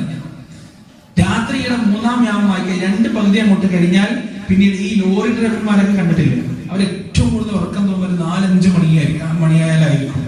ചില ലോറികളൊക്കെ സൈഡാക്കി ഉറങ്ങുന്നതാണ്. ആ സമയത്താണ് ചില ലോങ് ഡ്രൈവ് ചെയ്ത KSRTC-കളൊക്കെ അധികവും ആക്സിഡന്റ് ആവുന്ന ആ ഒരു സമയത്ത്. ആ സമയത്ത് ഉറക്കിനെ പിടിച്ചു വെക്കാൻ പറ്റില്ല. അത് ഭയങ്കര ഉറക്കാണ്, ഭയങ്കര സുഖമുള്ള ഉറക്കാണത്. അപ്പൊ അലാറൊക്കെ ഇങ്ങനെ ഓഫാക്കി കിടക്കുമ്പോൾ എന്തൊരു സുഖമാണ്. ചിലപ്പോൾ 1 മണിക്ക് ഇങ്ങനെ മുദ്രിക്കാൻ എണീച്ചിട്ട് തിരിച്ചു വന്ന് കിടക്കുമ്പോൾ ഭയങ്കര സുഖമാണ്. ആ സമയത്തുള്ള ഉറക്കം ഒരു ഭയങ്കര ഗാഠമായ ഉറക്കാണ്. ആ ഉറക്കിൽ നിന്ന് എഴുന്നേക്കുന്നത് കൊണ്ടാണ് അല്ലാഹ് അറിയാലോ പ്രിയപ്പെട്ടവരെ, sleeping pattern, human sleeping pattern പഠിച്ചതല്ലേ. അതുകൊണ്ട് അല്ലാഹുവിനെ അറിയാലോ ഉറക്കത്തിന്റെ ഗാഠനിദ്രയുടെ സമയം ഏതാണ്, ലൈറ്റ് നിദ്രയുടെ സമയം പഠിച്ചവനെ അറിയാലോ. അതുകൊണ്ടാണ് തതജാഫാ ജുനൂബുഹും എന്നുള്ളത്. അവരവരുടെ കിടക്കപ്പായിൽ അവരുടെ ശരീരത്തിനോട് പറിച്ചെടുക്കാന്ന് പറഞ്ഞു. അങ്ങനെ പറിച്ചെടുക്കാൻ ആഗ്രഹിക്കുന്നവർ ആരെങ്കിലും ഈ കൂട്ടത്തിൽ ഉണ്ടെങ്കിൽ അവർക്ക്, അങ്ങനെ ആഗ്രഹിക്കുന്നവർ റമദാനിന് മുന്നേ നിങ്ങൾ അത് തുടങ്ങണം. തഹജ്ജുദ് നിസ്കാരങ്ങൾ ചെയ്യണം, റമദാനിന് മുന്നേ തുടങ്ങണം. അത് തുടങ്ങാനുള്ള ഒരു മാർഗം എന്താണ്? ഒന്നാമത്തേത് തീവ്രമായ ആഗ്രഹം ഉണ്ടാവുക. തീവ്രമായ അതിലേക്ക് നിസ്കരിക്കണം, എന്തായാലും നിസ്കരിക്കണമെന്ന് തീവ്രമായ ആഗ്രഹം നമുക്കുണ്ട്. ആ ആഗ്രഹം ഉണ്ടെങ്കിൽ എന്തായാലും നമുക്ക് എഴുന്നേക്കാൻ പറ്റും. രണ്ടാമതായി നിങ്ങൾ എന്ത് ചെയ്യുക? ഒരു 10-12 അലാറം വെക്കുക. ഞാൻ പറയുമ്പോൾ ചിലപ്പോൾ ഭ്രാന്താണെന്നൊക്കെ തോന്നും. പ്രായോഗിക തരത്തിലുള്ള കാര്യങ്ങളാണ് പറഞ്ഞത്. 10-12 അലാറം വെക്കുക. നിങ്ങള് ഒരു 4 മണിക്ക് 4:15 എഴുന്നേൽക്കാൻ ഉദ്ദേശിക്കുന്നെങ്കിൽ 3:45 തൊട്ട് അലാറം തുടങ്ങും. 3:45, 3:50, 3:55, 4 മണി, 4:05, 4:10, 4:15 അങ്ങനെ അലാറം വെക്കുക. എന്നിട്ട് കൈ എത്താത്ത ദൂരത്ത് ഫോൺ പോയി വെക്കുക. കൈ എത്താത്ത ദൂരത്ത് എന്ത് ചെയ്യാം, ഫോൺ കൊണ്ടുപോയി വെക്കുക. അപ്പൊ 3:45 അലാറം അടിക്കും. അപ്പൊ നിങ്ങൾ എണീറ്റിട്ടില്ലെങ്കിലും കെട്ടിയോളം ഓഫാക്കി വെച്ചാൽ എണീപ്പിക്കും. അപ്പൊ എന്തെങ്കിലും 3:45 എണീച്ചിട്ട് 4:15 വരെയുള്ള അലാറം ഓഫാക്കി കിടക്കരുത്. അത് എണീച്ച് നടന്നു പോകുമ്പോൾ ബോധം പറഞ്ഞ ഞാൻ തഹജ്ജുദ് നിസ്കരിക്കാൻ വേണ്ടി വെച്ചതാണ്, ആ അലാറം മാത്രം ഓഫ് ചെയ്യുക. ഒരു 5 മിനിറ്റ് കൂടെ ചിലപ്പോൾ കിടക്കണം തോന്നുന്നു, 5 മിനിറ്റ് കൂടെ വന്ന് കിടന്നോ, പ്രശ്നമില്ല. 3:50 പിന്നെ അടിക്കും. അപ്പൊ ഭാര്യ എണീച്ച് പോയി എണീക്കും വെച്ചാൽ എണീപ്പിക്കും. അപ്പൊ ഒന്നുകൂടെ പോയി എനിക്ക് ഓഫാക്കി വരിക. 3ാമത്തെ അലാറം അടിക്ക് കെട്ടിയോ എന്തായാലും എണീച്ച് നിസ്കരിപ്പിക്കണ്ട, അല്ലെങ്കിൽ നിങ്ങൾ നിസ്കരിക്കും. മനസ്സിലായില്ലേ? അപ്പൊ ഈ എണീറ്റ് പോകുമ്പോ ബോധം വരണമെന്നുണ്ടെങ്കിൽ എന്താണ്, ഹൃദയത്തിൽ അത്രക്ക് ആഗ്രഹം, നമുക്ക് തഹജ്ജുദ് എന്ന് ഹൃദയത്തിൽ അത്രക്ക് ആഗ്രഹം ഉണ്ടെങ്കിൽ എണീറ്റ് പോകുമ്പോൾ നമ്മളത് ചെയ്യുള്ളൂ. അല്ലെങ്കിൽ ഒറ്റയടിക്കും 3:45, 3:50, 3:55, 4 മണി, 4:05, 4:10, 4:15 അടിക്കുമ്പോൾ എണീക്കാന്ന് പറഞ്ഞിട്ട് മൊത്തം ഓഫാക്കി നമുക്ക് കിടക്കും. അത്രേ ഉണ്ടാവുള്ളൂ. ആദ്യം വേണ്ടത് ഹൃദയത്തിൽ നല്ല ആഗ്രഹമാണ്. പിന്നെ നിങ്ങൾ ഇത് സെറ്റ് ചെയ്ത് കഴിഞ്ഞാൽ നിസ്കരിക്കാൻ പറ്റും, കഴിയുന്നത്ര നിസ്കരിക്കാം. 11 റക്അത്ത് വരെ നിസ്കരിക്കാം. ആദ്യം 3 നിസ്കരിക്കാം, പിന്നെ 5 നിസ്കരിക്കാം, പിന്നെ 7 നിസ്കരിക്കാം, പിന്നെ 9 നിസ്കരിക്കാം, പിന്നെ 11 നിസ്കരിക്കാം. ഹിഫ്ദ് ഇല്ലാത്ത ആളുകൾ എന്ത് ചെയ്യുക, മൊബൈലിൽ ഖുർആൻ ഉണ്ടാവുമല്ലോ, ആ മൊബൈലിലെ ഖുർആൻ എടുത്തിട്ട് ഓതിയിട്ട് നിസ്കരിക്കാം. നോക്കി ഓതാ, എന്നിട്ട് ഓതി കഴിഞ്ഞാൽ എന്ത് ചെയ്യാം, പോക്കറ്റിലോ അല്ലെങ്കിൽ അടുത്തെന്തെങ്കിലും മേശ ഉണ്ടെങ്കിൽ അവിടെ വെച്ചിട്ട് റുക്കുയിലും സുജൂദിലൊക്കെ പോവാം. ഏറ്റവും കൂടുതൽ നീണ്ട ഓത്ത് നടത്തുന്ന നമസ്കാരമാണ് ഏറ്റവും ശ്രേഷ്ഠമായ നമസ്കാരം റസൂലുള്ളാഹി സ്വല്ലല്ലാഹു അലൈഹി വസല്ലം പറഞ്ഞിട്ടുണ്ട്. തഹജ്ജുദ് നിസ്കരിക്കാൻ ആഗ്രഹിക്കുന്ന ആളുകളുണ്ടെങ്കിൽ എന്ത് ചെയ്യാം, അങ്ങനെ ചെയ്യാം. റമദാനിന് മുന്നേ അത് നേടിയെടുക്കാൻ നമ്മൾ ശ്രമിക്കുക. എന്നിട്ട് അവസാനമായി ഇതും കൂടി പറഞ്ഞിട്ട് നമുക്ക് അവസാനിപ്പിക്കാം. വല്ലദീന യഖൂലൂൻ, അവർ പറയുന്നവരാണ്, ഈ തഹജ്ജുദ് എഴുന്നേറ്റാലും അല്ലാത്തപ്പോഴും ഒക്കെ അവർ പറയുന്നവരാണ്. എന്താണ് അവർ പറയുന്നത്? റബ്ബനാ, ഞങ്ങളുടെ രക്ഷിതാവേ, ഇസ്രിഫ് അന്നാ അദാബ ജഹന്നം, ഭയാനകമായ നരകത്തിന്റെ അദാബിൽ നിന്ന് ഞങ്ങളെ നീ കാത്തുരക്ഷിക്കണമേ. ഇന്ന അദാബഹാ കാന ഗറാമാ, നിശ്ചയമാ നരകത്തിലെ അദാബ് തീരാ നഷ്ടമാണ് റബ്ബേ. ആ നരകത്തിലെ അദാബിനെ കുറിച്ച് എപ്പോഴും അല്ലാഹുവിനോട് മോചനത്തിന് തേടുക, കാവലിനെ തേടുക. കാരണം പ്രിയപ്പെട്ടവരെ, ആ നരകം കാണുന്നത് തന്നെ അദാബാണ്, ആ നരകത്തിലേക്ക് നോക്കുന്നത് തന്നെ അദാബാണ്. നാളെ മഹ്ശറയിൽ മനുഷ്യന്മാരെ മുഴുവനും നിൽക്കുന്ന സമയത്ത് അല്ലാഹുവിന്റെ കൽപ്പനയാൽ ആ മഹ്ശറയിലേക്ക് നരകം കൊണ്ടുവരപ്പെടുമെന്നാണ്. ആ നരകത്തെ ദൂരെ നിന്ന് തന്നെ നോക്കിക്കാണാൻ കഴിയും. ആ നരകത്തെ കാണുന്ന കുറ്റവാളികളുടെ മനോമുഖരത്തിൽ ഉണ്ടാകുന്ന വ്യവഹാരങ്ങൾ ഉണ്ടാകുന്ന പരിശുദ്ധ ഖുർആൻ നമുക്ക് പഠിപ്പിച്ചു തന്നിട്ടുണ്ട്. യുബസ്സറൂനഹും യവദ്ദുൽ മുജ്രിമു ലൗ യഫ്തദീ മിൻ അദാബി യൗമിദിൻ ബിബനീഹി. ആ നരകത്തെ കാണുന്ന കുറ്റവാളി അന്നേ ദിവസം ആഗ്രഹിച്ചു പോവുകയാണ്, ലൗ യഫ്തദീ, എന്റെ റബ്ബേ ഞാൻ രക്ഷപ്പെട്ടിരുന്നെങ്കിൽ, മിൻ അദാബ്, ആ നരകത്തിൽ നിന്ന്, ബിബനീ, എന്റെ മകനെ ഞാൻ പകരം തന്നിട്ട്, എന്റെ മകനെ ഞാൻ പകരം തന്നിട്ട് ആ നരകത്തിൽ നിന്ന് എനിക്ക് രക്ഷപ്പെടാൻ കഴിഞ്ഞെങ്കിൽ എത്ര നന്നായിരുന്നു. എന്റെ ഭാര്യയെ തന്നിട്ട്, എന്റെ കൂട്ടുകാരനെ തന്നിട്ട്, എന്റെ സഹോദരനെ പകരമായി തന്നിട്ട് എനിക്കതിൽ നിന്ന് രക്ഷപ്പെടാൻ കഴിഞ്ഞിരുന്നെങ്കിൽ എത്ര നന്നായിരുന്നു റബ്ബേ. എന്റെ പ്രിയതമയെ പകരമായി തന്നിട്ട് ആ നരകത്തിൽ നിന്ന് എനിക്ക് രക്ഷപ്പെടാൻ കഴിഞ്ഞിരുന്നെങ്കിൽ എത്ര നന്നായിരുന്നു റബ്ബേ. ഈ ഭൂമിയിലുള്ള മനുഷ്യന്മാരെ മുഴുവനും പകരമായി തന്നിട്ട് ആ നരകത്തിന്റെ അദാബിൽ നിന്ന് എനിക്ക് രക്ഷപ്പെടാൻ കഴിഞ്ഞെങ്കിൽ എത്ര നന്നായിരുന്നു നാഥാ, എത്ര നന്നായിരുന്നു റബ്ബേ. യൗമഇദിൻ ബിജഹന്നം യൗമഇദിൻ യതദക്കറുൽ ഇൻസാൻ വഅന്നാ ലഹു الذിക്റാ യഖൂലു യാ ലൈതനി ഖദ്ദംതു ലിഹയാതി ഫയൗമഇദിൻ ലാ യുഅദ്ദിബു അദാബഹു അഹദ വലാ യൂസിഖു വതാഖഹു അഹദ. ആ നരകത്തെ അങ്ങോട്ട് കൊണ്ടുവരപ്പെടുമ്പോൾ മനുഷ്യൻ അറിയാതെ പറഞ്ഞു പോകുകയാണ്, ഈ നരകത്തിൽ നിന്ന് എന്റെ ജീവിതത്തെ രക്ഷപ്പെടുത്താൻ മാത്രമുള്ള പ്രാപ്തിയിൽ ഞാൻ എന്തെങ്കിലും ചെയ്തിരുന്നെങ്കിൽ എത്ര നന്നായിരുന്നു റബ്ബേ. യാ അയ്യുഹല്ലദീന ആമനൂ, അല്ലയോ സത്യവിശ്വാസികളെ,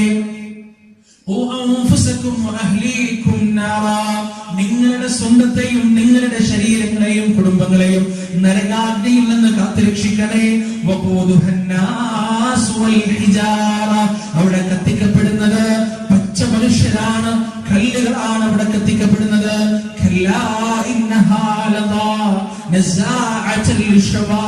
തലയോട്ടികൾ ഉരുക്കി കളയുന്ന നരകമാണ്. അവിടെയുള്ളത് തിളച്ചു മറിയുന്ന അരുവികളാണ്. അവിടെയുള്ളത് എന്ന പദാർത്ഥമാണ്. അവിടെയുള്ള ഭക്ഷണം സഖൂമാണ്. അവിടെയുള്ള ശിക്ഷകൾ ഭയാനകമാണെന്ന് പരിശുദ്ധ ഖുർആൻ. കുല്ലമാ നദ്ജത് ജുലൂദുഹും ബദൽനാഹും ജുലൂദൻ ഗൈറഹാ ലിയദൂഖുൽ അദാബ്.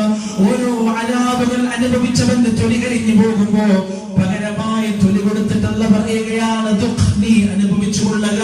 ഇന്നക അൻതൽ അസീസുൽ കരീം. നീ വലിയ മാന്യനായിരുന്നു, വലിയ പ്രതാപിയായിരുന്നു, അതുകൊണ്ട് ഇന്ന ദിവസം നീ അനുഭവിച്ചു കൊള്ളുക എന്ന് നരകത്തിൽ അത് പറയുമെന്നാണ്. ആ നരകത്തിനെ കുറിച്ച് നമ്മൾ വായിക്കുകയും പഠിക്കുകയും വേണം. ഭയാനകമാണ് പ്രിയപ്പെട്ടവരെ, അതിഭയാനകമാണ് നരകം. സഹിക്കാൻ കഴിയാത്തതുമാണ് നരകം. ഒരിക്കലും സഹാബത്ത് വീട്ടിൽ നിന്ന് പുറത്തേക്ക് ഇറങ്ങി പോകുമ്പോ ഉമ്മറപ്പടിക്കൽ നിന്നിട്ട് ഭാര്യമാര് പറഞ്ഞത് എന്താ? തിരിച്ചു വരുമ്പോ ഒന്നുമില്ലെങ്കിലും വെറും കൈയോടെ തിരിച്ചു വന്നോ, വിശപ്പ് നമുക്ക് സഹിക്കാം, നരകത്തിന്റെ തീ സഹിക്കാൻ പറ്റൂല. അത്രയ്ക്ക് ചൂടാണ് പ്രിയപ്പെട്ടവരെ. സാധാരണ ഈ ഭൂമിയിലുള്ള തീയുടെ ചൂടല്ല, അതിന്റെ 70 ഇരട്ടി ശക്തിയുള്ള ചൂടാണ് നരകത്തിലുള്ളത്. ആ തീ നമ്മൾ അനുഭവിക്കണം. അത് മാത്രല്ല, ദാഹിച്ച് കരയുമ്പോ നമ്മൾ വെള്ളത്തിന് ചോദിച്ചു കഴിഞ്ഞാൽ നമ്മുടെ വായിലേക്ക് തിളക്കുന്ന വെള്ളമാണ് അങ്ങോട്ട് ഒഴിച്ചു തരിക. അത് ഒഴിച്ചു തരുമ്പോ നമ്മുടെ തൊണ്ട പൊട്ടിയിട്ട് നമ്മുടെ കവിളും തൊണ്ടയും എല്ലാം പൊട്ടി അതിന്റെ ഉള്ളിൽ കൂടെ വയറിന്റെ ഉള്ളിൽ നിന്ന് തിളച്ചു മറിഞ്ഞ് വയറും തൊണ്ടയും പൊട്ടിയിട്ട് വെള്ളം പുറത്തേക്ക് വരും. ഈ ദുനിയാവുന്നത് സംഭവിക്കുകയാണെങ്കിൽ അടുത്ത നിമിഷം നമ്മൾ മരിക്കും, അവിടെ കഴിഞ്ഞു. പക്ഷേ അവിടെ ജീവിതവും മരണവും ഇല്ല. അവിടെ നമ്മൾ മരിക്കൂല. തൊണ്ട പൊട്ടിയാലും വയറ് പിളർന്നാലും അവിടെ മരണമില്ല പ്രിയപ്പെട്ടവരെ. പിളർന്ന വയറുമായി നമ്മൾ ജീവിക്കും, പൊട്ടിയ തൊണ്ടയുമായി നമ്മൾ ജീവിക്കും, ഉരുകി ഒലിക്കുന്ന തലയോട്ടിയുമായി നമ്മൾ അവിടെ ജീവിക്കും. അതിന്റെ വേദന മുഴുവൻ അനുഭവിച്ചിട്ട് തന്നെ നമ്മൾ അവിടെ ജീവിക്കും. നമുക്ക് കുടിക്കാനുള്ള വെള്ളം തിളച്ച ടാറിന്റെ വെള്ളമാണെന്ന് അല്ലാഹു സുബ്ഹാനഹു വ തആല ആ നരകത്തിലെ ഒരു പായസത്തെ കുറിച്ച്, ഞാൻ എന്റെ ഭാഷയിൽ എങ്ങനെയാണ് പറയാ, ഖുർആൻ പറയുന്നുണ്ട്. അതിന്റെ പേര് ഗിസ്ലീൻ എന്നാണ്. നരകവാസികൾ ദാഹിച്ചു കരയുമ്പോ മലക്കുകൾ അവർക്ക് കൊടുക്കും. എന്താണെന്നറിയോ കൊടുക്ക? അവരുടെ തൊലി കത്തിയിട്ട് ആ തൊലിയെന്ന് ഉരുകി ഒലിക്കുന്ന ചോരയും രക്തവും ചലവുണ്ടല്ലോ, ആ ചോരയും ചലവും നരകത്തിൽ ദുർഗന്ധം വമിക്കുന്ന ഒരു നദിയായി ഒഴുകാൻ തുടങ്ങിയിട്ടുണ്ടാവും. തിളച്ചു മറിഞ്ഞിട്ടാണ് അത് ഒഴുകുക.